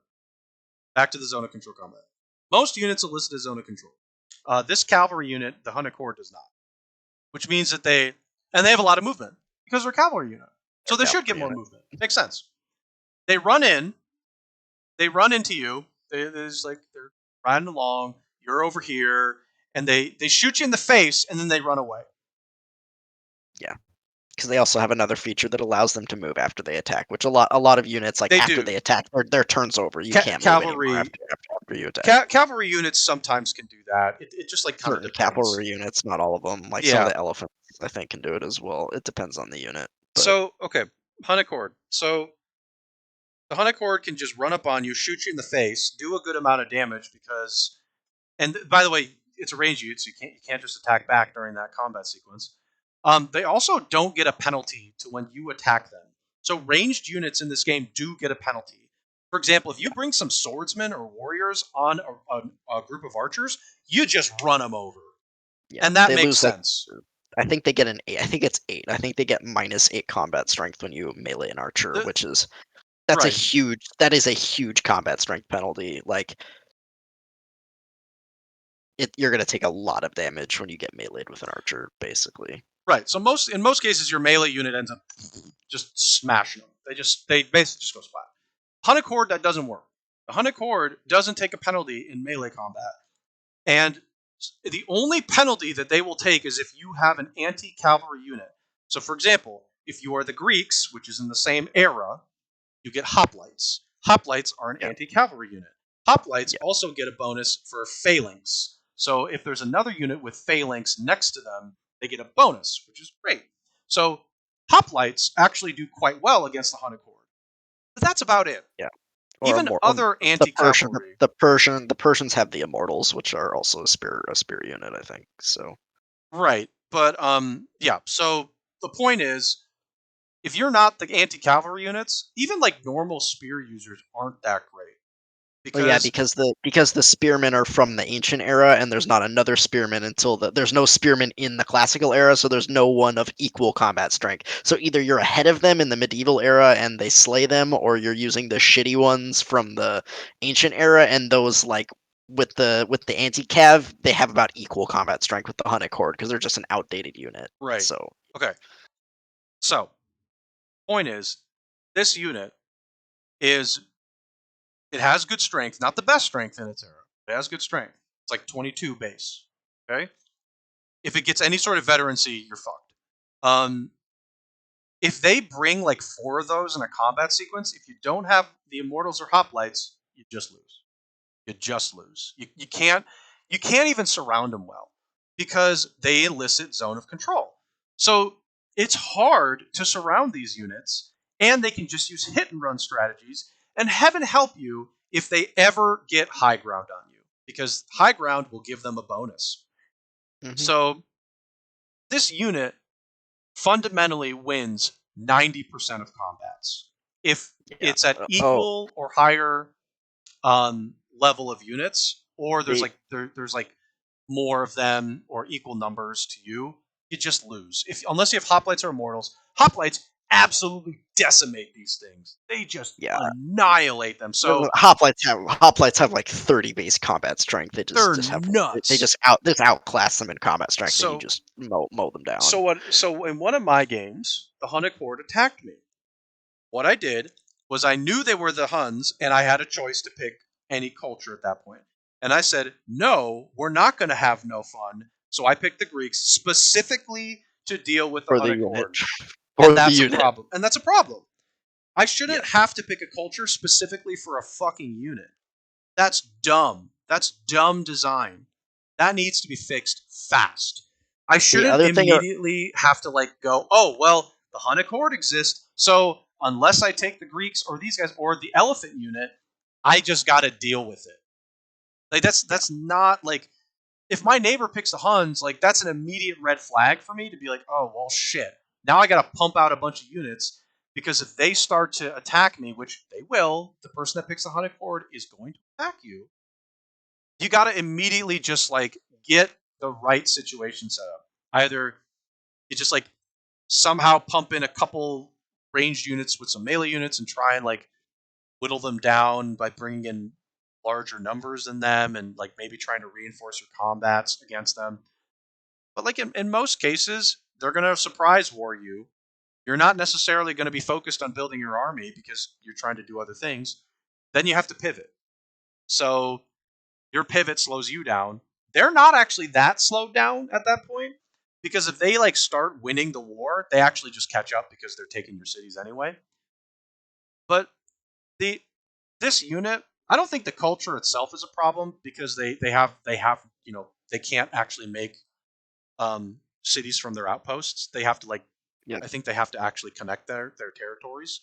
They're So not their outpost is not allowed to connect to oh, cities. Like okay, there's like yeah, yeah, they like that's what it they is. can't expand their like territory by connecting anything to But cities they just take your unless but they they just just take your take your cities. they Yeah, just take your shit and so go. it doesn't The matter. other thing about the other thing about the Huns that I want to mention, by the way, is I'm pretty sure, unlike most of the other unique units in the game, there's no tech requirement for the Hunnic Horde. Like as soon as you Oh pick yeah, the you just Huns, get you have it. access to the Yep, Hunnic Horde, which is like every other emblematic unit in the game pretty much requires you to hit a certain tech correct. first before you get it. Honeycord don't require that, so you're just like, why?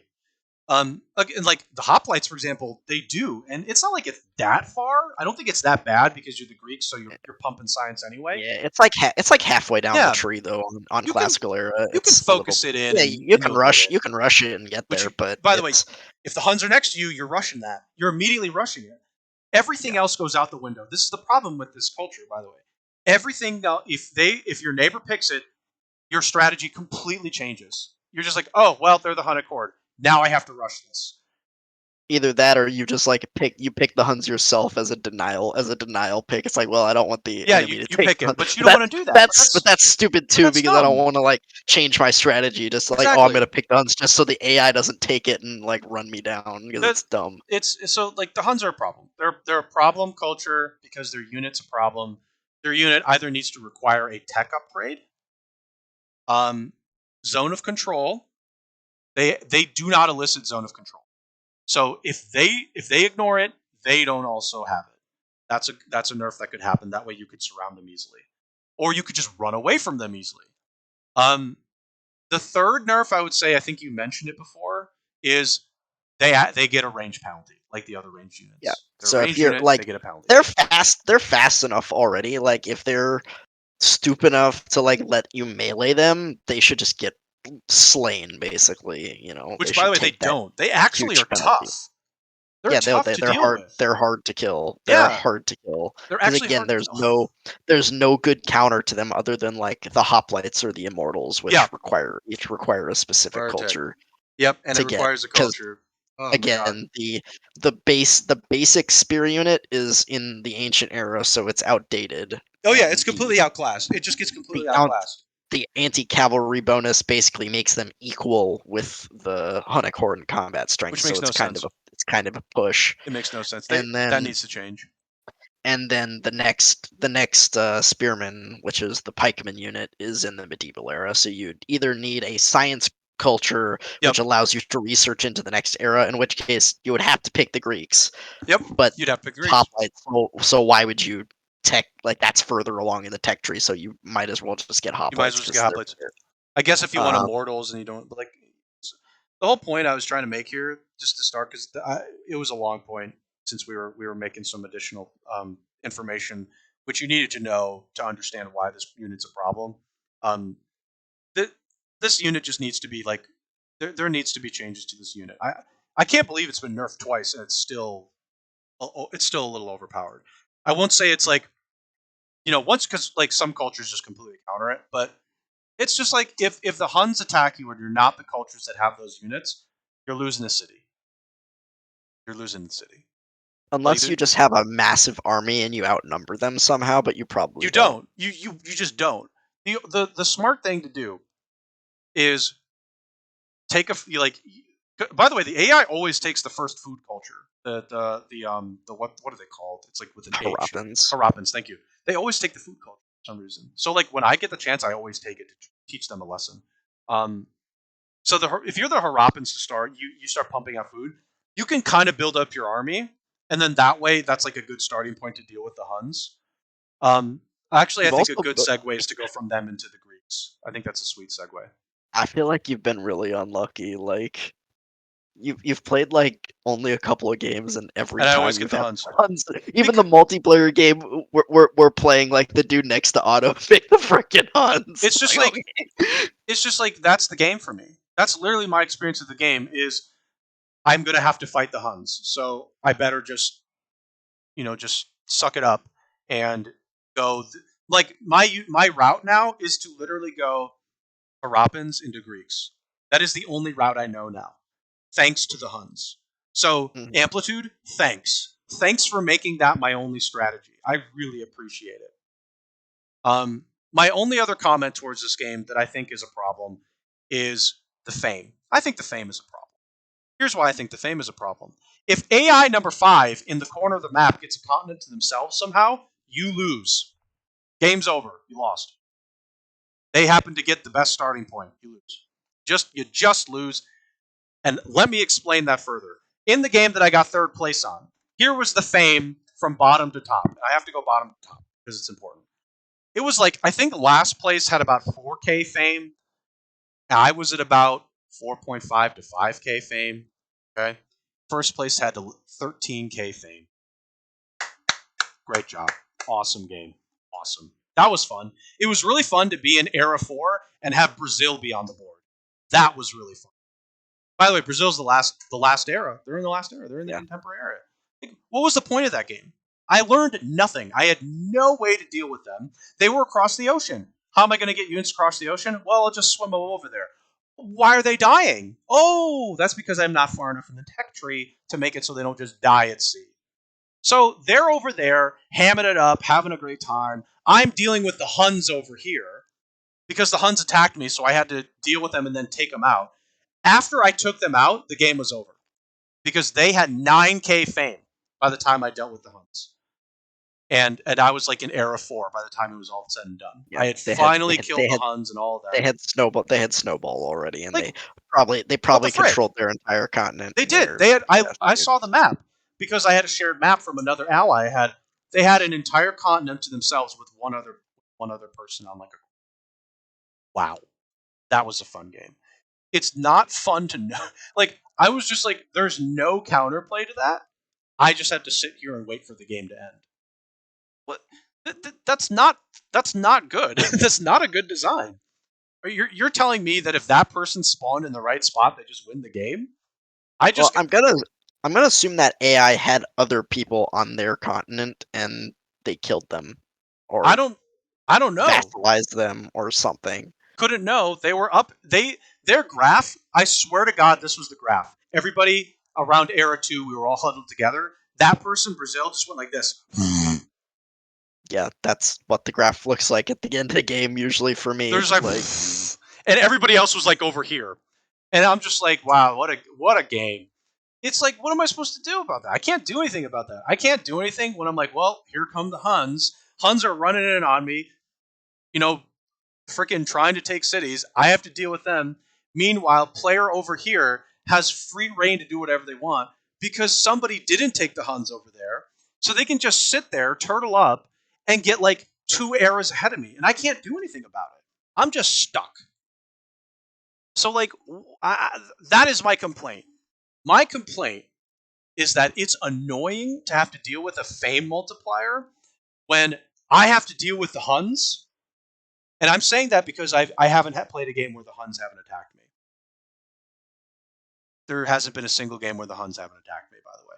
And they're over there just like, haha, you have to deal with the Huns. Game's over. I win. Wow. That's fun. I'm just like, the whole time I'm just thinking, wow, this is fun. This is a great game right now. This is really fun having to deal with this fucking culture over here with this dumb fucking unit while I have to deal with this and watch this other player win the game because I have to deal with this. Yeah, if the Huns exist, they attack me. I swear to God, every single game the Huns have attacked me. I have actually played more than 2 games, to be honest with you. I've played about 4, I think. Every single one the Huns have attacked me.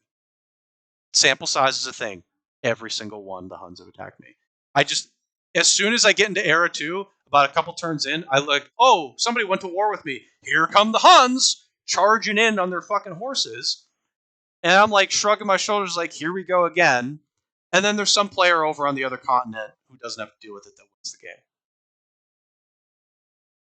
Like, why? Why is that the game for me? Here come the Huns. Here they are. Here come the Huns. Mowing me down while this player over here wins the game. Like, what the heck? Here come the Huns to ruin all of Otto's fun. That's been my experience. And, like, the game is actually, like, I like the game. It's really well made. Like, I do like the game a lot. I would encourage other people to play it because while you're playing it in my game, I'll get the Huns to attack me so you can win. But it's just like it is fundamentally frustrating to play a game and just like in Era 2, I close my eyes and when I open them, Huns have attacked. Yeah, War with in the the mul Huns. in the multiplayer game we're playing, I spawned in the corner, like, away from everybody else, like, You had the I didn't find freaking Celts who I didn't they had tons of units and they never attacked you. They just kept attacking the well, independent they've cities. been my ally for, like, 50 turns. Yeah, they never attacked you, which was nice because they had like tons of units. Yeah, if So they wanted to kill me, they could. I they could mean, have, yeah. I actually have a ton of money, so if they attacked me, I could probably buy an army pretty quickly and fend them off, but anyways. No, you could have dealt with them Um, for sure. yeah. But But yeah, I mean, no, in the multiplayer game we're playing, I'm the asshole in the other corner going like, "Hi, I'm over here winning the game while you're dealing with the fucking Huns." yeah, Spoon's What? in the corner, and like Spoon was already winning, but like I was kind of close, and the Huns attacked me, and I was like, okay, here we go. Huns attacked me. Yeah, Now I'm in last place with you got the other person. yeah, you got set back really I hard had to by build like getting a attacked ton by of the Huns. elephants. And I'm just like, oh, this is fun. I have to deal with the Huns. And Spoon's over there like, look at all my resources. Look at all Yay! my Look resources at and all this. And I'm land. just like, here come the Huns. Charging I'm in, making taking my I'm cities. making 1,000 gold a turn over here. Like, I had to surrender to them. I had to surrender just so they could stop attacking my cities. I had to pay 900 or something gold to them, which was a lot at that time. mhm. And so I was Yeah, in that's a debt lot for of gold. like I was in debt for like 10 turns. Just like, oh, here come the Huns. So I'm just like, At this is the game least, for me. The Huns attack me. at Here least come the it's not Huns. the open Ugh. dev where the vassalage thing caused you to like Oh my god. that one game you played in the open dev where you like lost a war and then you were in debt forever and making like I was negative like gold and you multiple just like wouldn't thousands in win. debt. Yeah, you're just screwed. It's like So that game is lost. that's my Um, impression of the game. The Huns suck. They always attack me. Please play a multiplayer game with me so you can win and I can get attacked by the Huns. I think playing multiplayer games with me is going to be great in Humankind. So like the Huns attack me and you prosper. I'm just like my houses are burning and I'm like, God damn you Huns, and you're just over there in your riches, like swimming in gold, Scrooge McDuck. mhm. That's my impression of the game. My impression is Fuck, completely fuck, incomplete fuck because the the Huns have attacked me every single game, and I'm so tired of it. So anyway, I talked for a lot longer than I thought regarding the Huns, but they pissed me off. So please, Amplitude, if anybody's listening, which I'm not so sure anybody in Amplitude is listening, please please in your code add some conditional statement that says if auto is playing, have the Huns attack somebody else for once, Mhm. please. So anyway, Yeah, I mean, I did watch I've watched a good number of videos on Humankind, and I did see at least one other YouTuber say that like one of his main problems with the game was the Huns. He was like, "Yeah, this culture just is bullshit and it's needs just to be not it's just taken not out. fun. Like they just need to rework this culture." And I don't think they need to rework it entirely, but I No, do think they need to do at least one, if not multiple of the nerfs that you and we have talked about. yeah, Basically, zone of control and or like the melee penalty are the big ones for me. Where it's like with as much movement as these guys have, if you're able to melee these guys, yeah, they should just get slain. Like you yeah, shouldn't melee this guy with a swordsman and take more damage than you dealt to them. Like that's right, just ridiculous. They're a freaking ranged unit. Like come on. Like and yeah. they're really fast and they don't elicit zone of control. Yeah, it's stupid. It's Um just frustrating. okay, well, I guess I'll go into some of my impressions. I have completed two full games, one on the normal difficulty, Metropolis, and the other on the third highest difficulty called Empire. Mm. Um, and for me, I mean, I have not. I did have the Huns next to me in my first game, but I think I was so far ahead of them that they just didn't bother attacking me. It was just like, yeah, I was so much stronger than them that they Mm. didn't want to attack me, basically. Um, and yeah, I mean, the game I think has a really solid foundation. I think it's really fun. It does snowball pretty hard. You know those graphs that you were talking about for the last eras. Like every freaking, game summary you see at the end, whoever the winning player is, if not more than that, if they get to the fifth and the sixth eras, you just see all of the graphs just do the freaking exponential thing, just like explode Oh yeah, in, in you Civ know, it's the same thing. So I don't really care about that kind of stuff. I yeah. expect somebody to snowball, but So that yeah. I mean, and it kind of needs to, but it gets a little bit out of control, in the if you're able to snowball the way I was and that AI was able to in that game that you played to the end. It gets a little crazy and it does become if you're on the good side of that, the inevitable victory where you're just pretty much just mashing the end turn button like, okay, I'm gonna win. How much am I gonna win by? It's like, and how am I gonna end the game? Am I gonna nuke the whole map? Am I gonna complete the tech tree? Am I gonna get all the stars Hmm. in the last era? Am I gonna do the Mars mission thing? Like, there's Yeah. a lot of ways to end the game, um, which is interesting. And no matter and the thing is, it's supposed to be like, okay, whoever has the most fame at the end of the game wins. So theoretically, the player who ends the game doesn't necessarily win.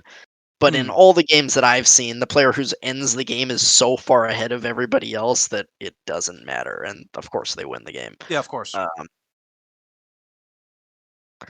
and yeah, and in neither of the games that I played were any of the AIs in the final era. I in the Empire game I played, Hmm. the next closest AI was in the Industrial era. They were in Era 5. Hmm. Um, On turn 300, they didn't get to the last era. Not 300. I finished the game on like 180. I finished the game at turn 180 How or did you 190 did you just maybe. kill everybody? No, if you end the game by either reaching the turn limit, if you complete the entire tech tree, if you research every tech in the tech tree, the game ends. Okay, that makes sense. If you get all 21 era stars in the final era, you end the game. Okay. And there's like a science victory basically that's apart from the tech tree one. There's like this Mars mission thing that you can research, and then there's like 3 or 4 special projects that you can do. If you do all of those, you you get a pop up that one of them is either end the game or you can just take a bunch of resources for doing it Okay. basically. So you can end the game that way. So yeah, you can end the game far before the turn limit. Um, and yeah, again, both of the games that I played, I ended the game before turn 200. I think it was like 180 or 190. Mhm. So, um, and yeah, none of the AIs were in the final era, and it was a complete runaway. I had like 18K fame, and the next closest was like 6K or 7K, something like that. Yeah. Um, Th- There's a discrepancy, by the way, in the AIs with AI difficulty. I don't know what it is, but there are certain personalities that are just so much better as an AI that they don't even fit into their own difficulty. Like the one that I was on with the AI that was one above normal, the personality was like expert or something. yeah, so they had a lot of I they just had a feel lot of like buffs. the personality doesn't even fit the difficulty. Like that personality is like probably just more higher difficulty than any other because it gets all these buffs. It's like some of them give like 20 to 30% science boost. What the frick? So I don't even Yeah, no, think the I mean, difficulties matter. It's the personalities that matter to me I at least. They both matter. I mean, the difficulties I would assume give them more like global buffs, and also they start with like way more shit. I think. I mean, again, I haven't seen the beginning, but like they're just able to grab land so quickly in the Mm, early game. Like assuming they're getting buffs, and like they just have more units than you as well usually. So that's my assumption. At least again, I haven't like watched a replay or anything and watched like what the AI starts with or anything like that. I don't know if right. that's even an option. Maybe it is. I don't Um, actually. Yeah, it'd be interesting to see if there are replays in the game. but yeah, overall, I think the game is really solid. I think it's really fun to play. There's a lot of minor bugs, and there are a few major bugs that they are gonna fix. There's a couple of interesting bugs. One of them was if you're doing religion and you get to one of the tenant tiers and all the tenants are taken, you like couldn't advance. because it was like mandatory to upgrade your religion, but you couldn't because all the tenants were taken. Right. So that means you can't go any further. Yeah, that They was like just. Oh, that was a bug. not Yep. that was a bug. And there is also a bug in the late eras if you have an airport or a missile silo Uh huh. that is has a full stack of 8 units, it costs you like 200,000 gold or something like that to maintain it. So people just going in like Okay. massive debt. That's crazy. I'm like trying to see some of these fixes. They're like, yeah, there's a lot of fixes, by the way. There are a lot Yeah. of fixes. What else? What else do I want to say? Um, I think the AI is. Like, I don't think the AI is very good. Obviously, if you get the situation where Auto did, where one AI either spawned in an area completely to themselves, or the other player or players on their continent like didn't do anything and they just rolled them over and controlled the entire continent, yes, they can snowball. But from my experience in the couple of games that I played, the AI is not very good at building up infrastructure or armies or advancing eras. They just kind of sit there and don't do very much. And in combat, especially in certain situations, they just kind of throw units at you. And Yeah, I agree with you on combat, except for the Huns. The Huns are not that yeah, stupid. the Huns, the AI actually know how to use pretty effectively, strangely, but pretty much every other unit they I agree don't with. use Yep, very effectively. I agree. Like melee units, they just like charge into you and die. You can just like take the high ground or like some Hmm. sort of choke point and just like take an entire army of their guys. And especially in sieges, when you siege their cities, you get huge buffs for being inside the walls. If someone attacks into your walls, you get a Right. huge fortification buff, but you don't have to attack into the walls. You just Nope. sit outside the walls with like ranged units, shoot at them, and like sit either you could sit right outside the walls or even one tile back, and their militia defenders literally run out of the walls to attack you Yeah, and yeah, kill themselves basically and they do. lose their defensive buff, Yep. which is just it's completely Papega. And I mean, if you have a mob of units, it kind of makes sense because otherwise you're just gonna pelt them down eventually. It's gonna take a while, but if they don't come out at you, You'll just they're kill just them. gonna Yeah, just kill just them. whittle them. You'll just whittle them down. So Hmm. like that makes sense in a sense, but when you got a bunch of melee units or like even cavalry, which cavalry can't attack into cities. That's one of the things with cavalry. You can't go into cities. They can't climb fortifications. So they'll like attack out into your cavalry, and it's like, okay, this is just Yeah, complete stupid. yeah. No, the Um, other than the Huns, the AIS combat, I agree with you, has been they've been poor. Like if the Huns aren't attacking me, every other AI I've just ruled in yeah, most situations. yeah, they're pretty, and the only reason they're good at the Huns is because one, the Huns are like the unit is just overpowered again. It has really good combat strength. It has Hmm. basically no weaknesses, and I mean, you just hit and run with it. Like you Yep. go in, you shoot, and you back out. Like that's all you need to do. Um, and let's see. So yeah, I have some issues with like the AI just not being very challenging. And there are some systems in the game that just feel a little undercooked to me. Religion is actually one of them. Yes, I agree I with you. I don't mind that the way religion spreads is passive. I've seen people complain about the way that works for religion, and they'd rather see it like Civ 6, where you have like all these apostles and you have to go active spreading religion. And while I found that entertaining in Civ 6 a little bit, it was also annoying and like dealing with like enemy apostles and things coming into my territory all the time spreading religion. It was just like a little too busy for me in Civ 6, and like I didn't always want to deal with it. Hmm. So I don't mind that side of religion. The things that I do mind is faith is a very like amorphous resource that like it's kind of hard to see like Yep. where like I know it comes from like holy sites and wonders and some unique districts make Yes. it, but it's amorphous in the way like I don't really understand what it does. Like the more faith you have in a territory, it pushes off other religions and it spreads your religion and it's kind of a tug of war type thing. but it's hard to know like how much faith do I need to like spread my religion? How Yep. much faith do I need to not be pressured by other religions? It's just like, well, I'm building more faith. I hope this is doing something for me, but I'm not Yep. really sure.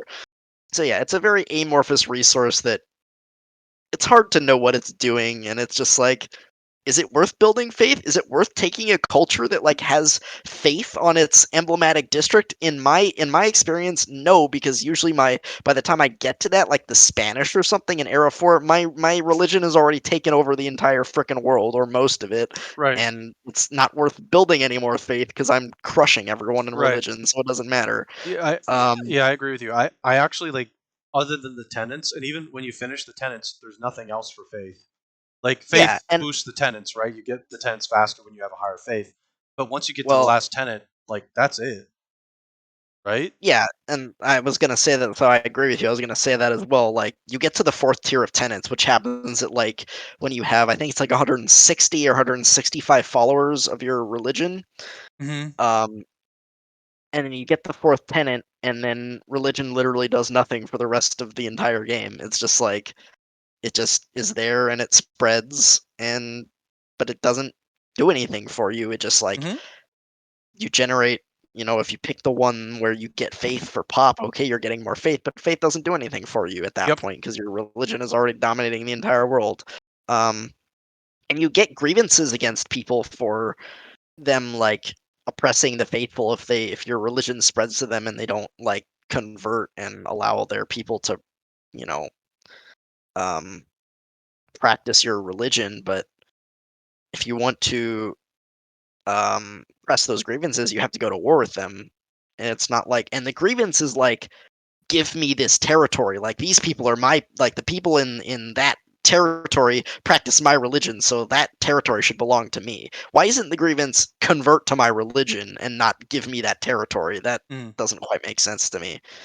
Um, and also like, I like the tenants in tier 1 and some of them in tier 2, but like the ones in tier 3 and 4 honestly feel pretty shit to me for being tier 3 and tier 4. Hmm. So I think those need a little bit of work.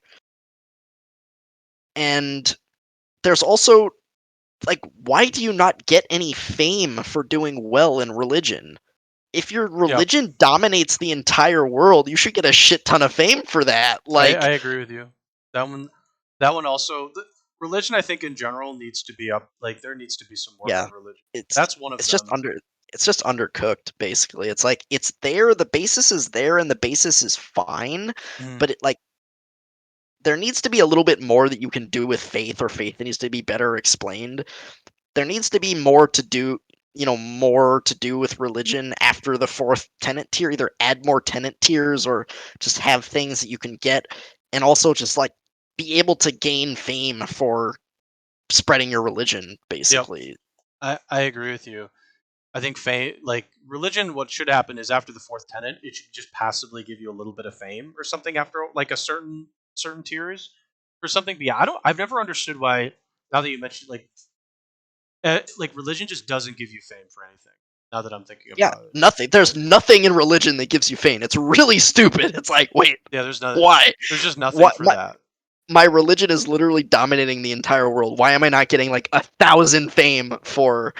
And there's like, those competitive deeds for like Hmm. researching certain texts or Doing it finding something natural first. Yep. wonders, doing something first. Like, why isn't spreading my religion to another culture or dominating the entire world with my religion at least one of those competitive deeds? Like, hey, every other culture in the game follows your religion. Here's 500 fame or something Hmm. like that. Like, The I don't. that one definitely. I think it just. I don't want to say it needs to be overhauled, but there's a lot of stuff that needs to be added to religion. It feels like Yeah, they wanted religion in the game, and then they just like they got to a point where they couldn't do any more work on it because they didn't know what to do, and they didn't want to make it exactly like Civ. like So they're they like, well, did let's a just undercook it for now to fix other stuff. yeah, they did a pass on religion after either the Victor Open Dev or after the closed beta, I Hmm. mean. And they did a pass, I mean, they changed the tenants. The tenants before that were very just like they weren't situational Hmm. like the way it is now, like, production on forests Yeah, or it is stability on rivers. It mhm. was just like before. It was just like you just get, you know one science per population, or like 500 science on whole. It was just like the bonuses were way too powerful and they were way too broad Yeah. as well. So they changed that, which I liked, especially in the lower tiers. Again, I don't think the higher tiers. I think the higher tier ones feel kind of weak to me now, but anyways, they can fix that. But yeah, but they didn't like have time to do an actual pass on like the system as a whole. Like, Hmm. wait, once I get to tier 4, what do I do with this? And like, what do I really get for spreading my religion? Not much, to be honest. Hmm. The the only other thing that I know you were talking about some of your stuff, but the only thing I felt was undercooked is pollution. I Yeah. don't. Oh, I just feel like pollution is a non-factor. I don't. I don't really get. Like, I understand the idea of it, where like there's certain things in the game that will increase it. There are certain things that will decrease it, like building forests. Which, by the way, like, Mhm. why would you ever build a forest though? Like pollution, I just don't see what pollution does. It doesn't increase sea level at all. It, I think it gives you grievances or something. Um, It's just a number, and if it gets high enough, apparently I haven't had this happen in any of my games. If it gets high enough, you start taking like huge stability penalties, okay, so basically. that's And it. I Okay. mean, I've heard people say on the forums or Reddit that like, yeah, this is like ruined my game. I got to even pollution like tier 1, and like it destroyed their entire empire basically, Oh because it was like wow. stability and like food loss based on like the number of districts you had and crap like that. And it was just like, yep, that just annihilated my entire empire for like level 1. I think there's like 3 levels of it. There's like level 1, there's level 2, and then level 3 is you killed the planet basically. Hmm. So that's another way you could end the game, by the way, is just producing so much pollution you You kill just the kill the freaking planet. planet. That's Yeah. crazy. Um But like the game so ended yeah, for them because they couldn't even maintain their empire because they had one level of pollution. yeah. I've never had that That's happen, so like that's crazy. But yeah, that just sounds like that system is not well that made. it was not. It was a very late inclusion into the game, and it feels very undercooked. There's not much to do with it. You can plant forests to reduce it, and there are some buildings in the later contemporary era, some infrastructures like there's nuclear power plants, there's like solar farms, and there's wind farms, which all reduce pollution Hmm. or reduce the amount you're producing. But a lot of like most of the infrastructures in the industrial era make pollution. Hmm. So, and it was never a problem for me. In my second game, I kind of actively avoided it because I just like didn't need to make. I was so far ahead, it didn't matter. I didn't need to Hmm. make those infrastructures. In my first game, I did make them, and I got to between like 10 and 15,000 pollution by the end of the game. Hmm. That wasn't. I don't know where tier 1 is. I didn't hit tier 1 of pollution, Hmm. so I don't know exactly what the number is for that. Um, but I was the only like I was so far ahead that nobody else in the game was making any pollution because I was like 2 eras ahead of everyone in that first game. Hmm. So, um I can imagine in a game that's much closer and like most people get to, or at least half the players get to like era 5 at the same time and start building that stuff, that Hmm. it could probably start to accumulate pretty quickly and ruin the game. Yeah. So yeah, I think the mechanics really undercooked. It doesn't really do anything other than be annoying. It's just a number, and then it's annoying and kills the stability and the food output of your cities, and just turns into a giant problem. And yeah, it just sounds annoying to me. Again, it hasn't been a problem for me, but I've seen a bunch of threads on forums and on Reddit like, yeah, this system is junk. This needs a complete overhaul. Basically, it's stupid. Like they shouldn't have. They should have just waited until they Yeah. I got mean, got a little more done with it before they put it in the game. To be honest. we mentioned. I mean, I mentioned it before too, but the first time that I heard that you told me that one, and it was like what, a month before release or something. I'm just Maybe thinking, less than that, even a yeah. couple I was like, weeks. you're trying to add a system like 2 to 3 weeks before release. That's not going to go well.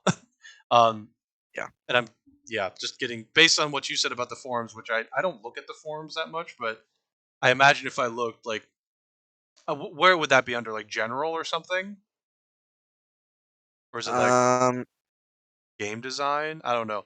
Um, they're just yeah. yeah, It just sounds like that's something that shouldn't have been added. Should have waited for a DLC so they had a lot of time to fix it. Oh, there somebody just said pollution is broken. Oh, yep, that's the person I'm sure you were mentioning there. Yeah, so it's an untested system that they added that they shouldn't have added. At least they yeah, should have waited until a DLC. But I mean, they wanted to try and add something last second. They felt like it would add some extra appeal, I guess, and they have time to fix it now that the game's out. They fix all their stuff, so this is the right time to do it. I don't know. It's weird to like try yeah. and add systems like They, 2 to 3 they should have years. they should have left it out. Yeah. So yeah. Um, in general, again, I like the game a lot. I think it's fun to play, and there's a lot of good ideas in it. There's a lot of cool systems. But as I said, there's a lot of minor bugs, UI bugs, just weird stuff going on. There's a couple of major bugs, none of which I personally run into, but I've heard about. Um, We had a game crashing combat bug. That was a major bug. oh That yeah, basically you're right. crashed our game. We did see that. We That had was to one. reset. Um, yeah, so that it just like hung in combat, and like Mm, the AI didn't make any moves basically. So it was like okay. yeah. Um, yeah. Sorry. So Continue. we've yeah, no problem. Yeah, I think the game's really solid overall. I think it's really fun to play. I like the ideas they have. It's still, you know, they're gonna keep working on it. There's, you know, they have that patch that has a lot of fixes in it. Mhm. It's in beta right now, apparently on Steam. Um, and I'm excited to see where the game goes. People seem to be, most of the reception, at least from the player base that I've seen, has been positive. People have been, for the most part, saying they really like the game. There's some complaints with it, like we've talked about, with the balance and some of the systems being a little undercooked, but um, yeah, it's a fun game. The other thing that I'll mention, by the way, is I like the idea of the civics Mhm. system, but I haven't. Again, I've played two full games and I haven't seen like half of the civics yet. Some of them, like, I just don't get them. Maybe it's just the way that I play. I just play too similarly every time. But like, there's a bunch like up near the top of the tree that I don't know how to trigger them. I just don't. I never get Yeah, them. yeah. Now that you mention it, I think the game that I did, I only got like, I definitely didn't get all of them. So I don't know like what specifically you have to do to trigger them. So Yeah, in any case, like, look, I think the game's foundation is there. I do even when the Huns consistently attack me, but one game they will not, and that's the game I'm waiting for. I'm currently got a game going, still early on, still too early for the Huns to be there. I'm nervous, but hopefully, if this game the Huns don't attack me, I'll actually like be able to get a a unique experience. Because so far, I haven't played a game that the Huns haven't. So yeah, currently, I can't even say anything about this game until I get a different experience. yeah. And you haven't even like, have you gotten? Was the furthest like you got in the game the one where that AI Yes, was super con- far ahead? So yeah, and you haven't even seen it. I got to the contemporary era. Okay, you got there I eventually. got to Japan. I Hmm. got to Japan. So I got there. I told you I got like, if that person wasn't there, I had a very good chance of winning. Problem was that Yeah, person was there, and they had so much fame compared to everybody else. Like yeah. There was no catching up. the game was over in era like 3. The game was over. Yeah, Which by the way, like I hated that about Civ. Excuse me, I hated that about Civ. I'm not particularly enthusiastic about this game for that. I don't like the yeah, idea that a game is over halfway through it. yeah. It feels too much Four like a League of Legends syndrome. It's like Forex game's over. Forex has these problems. It's way too snowbally. Like if you get a lead, it's kind of it's hard to lose the lead unless you play Yes, exceptionally poorly, basically, because you're like ahead in science, you're ahead Yeah, in infrastructure, you're ahead in military. yeah, So if someone like tries to attack you, you just kill them because you're ahead in science, so it doesn't fucking matter. right. And Unless like, they're like all the way on the other side, but even then, like you're just gonna like start taking people over, and you're gonna get ahead again. Yeah, I'm not like super enthusiastic about the nature of like, oh well, that person snowballed, and because they're snowballed, I have like no chance to come back. So the game's already, we're like not even halfway through the game.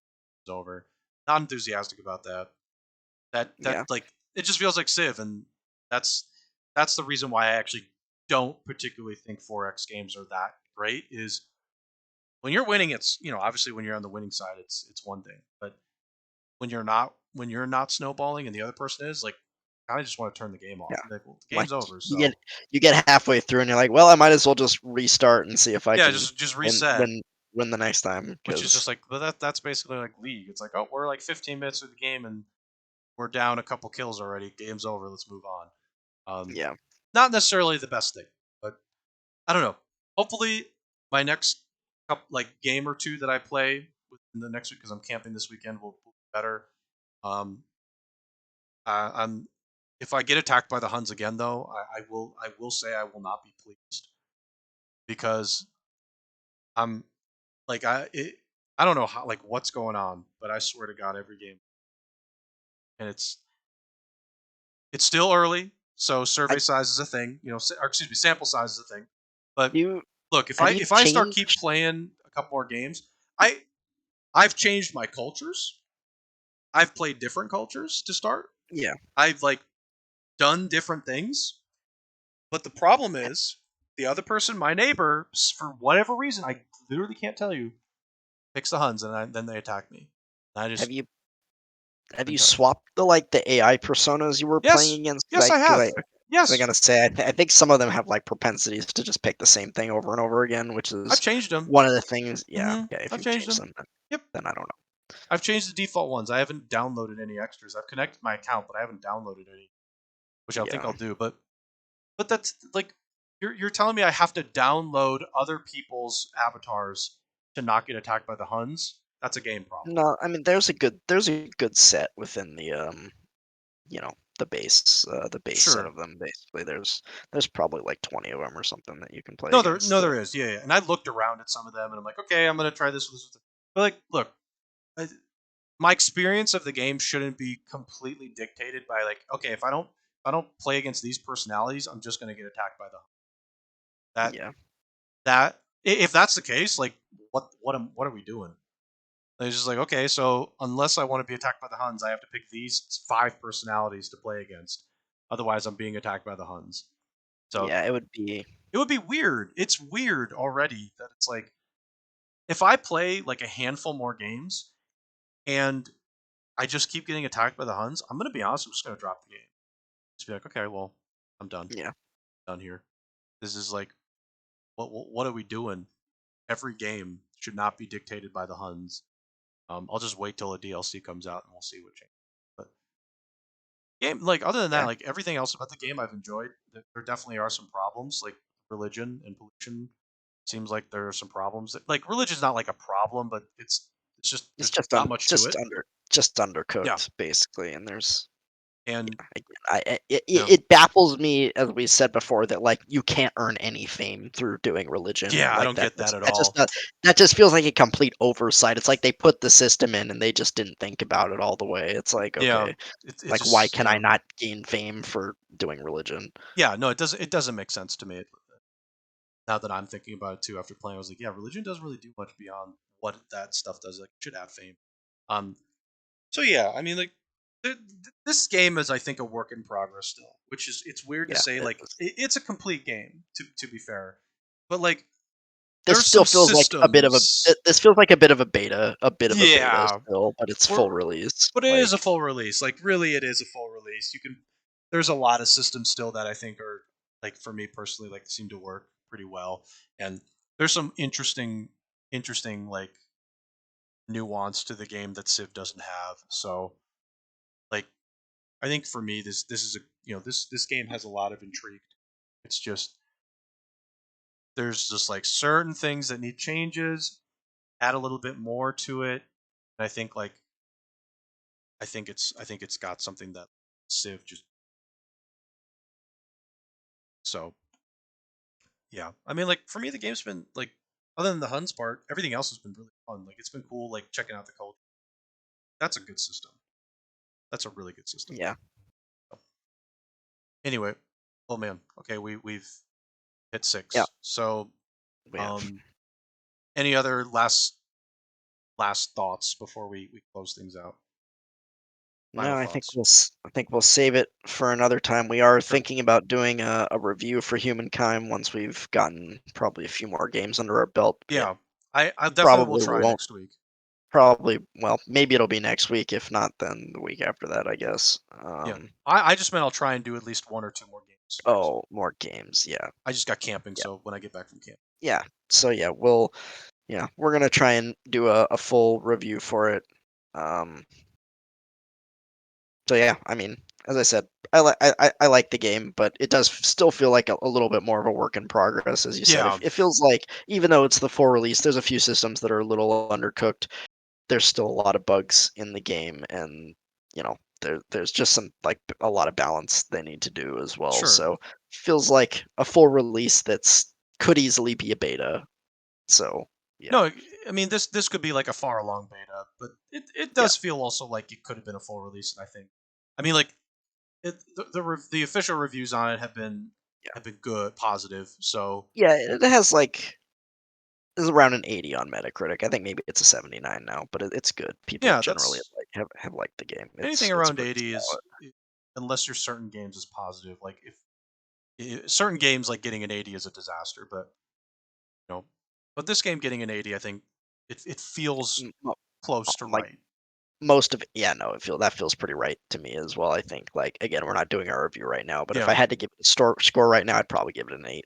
Like yeah. it, There's some stuff um, missing.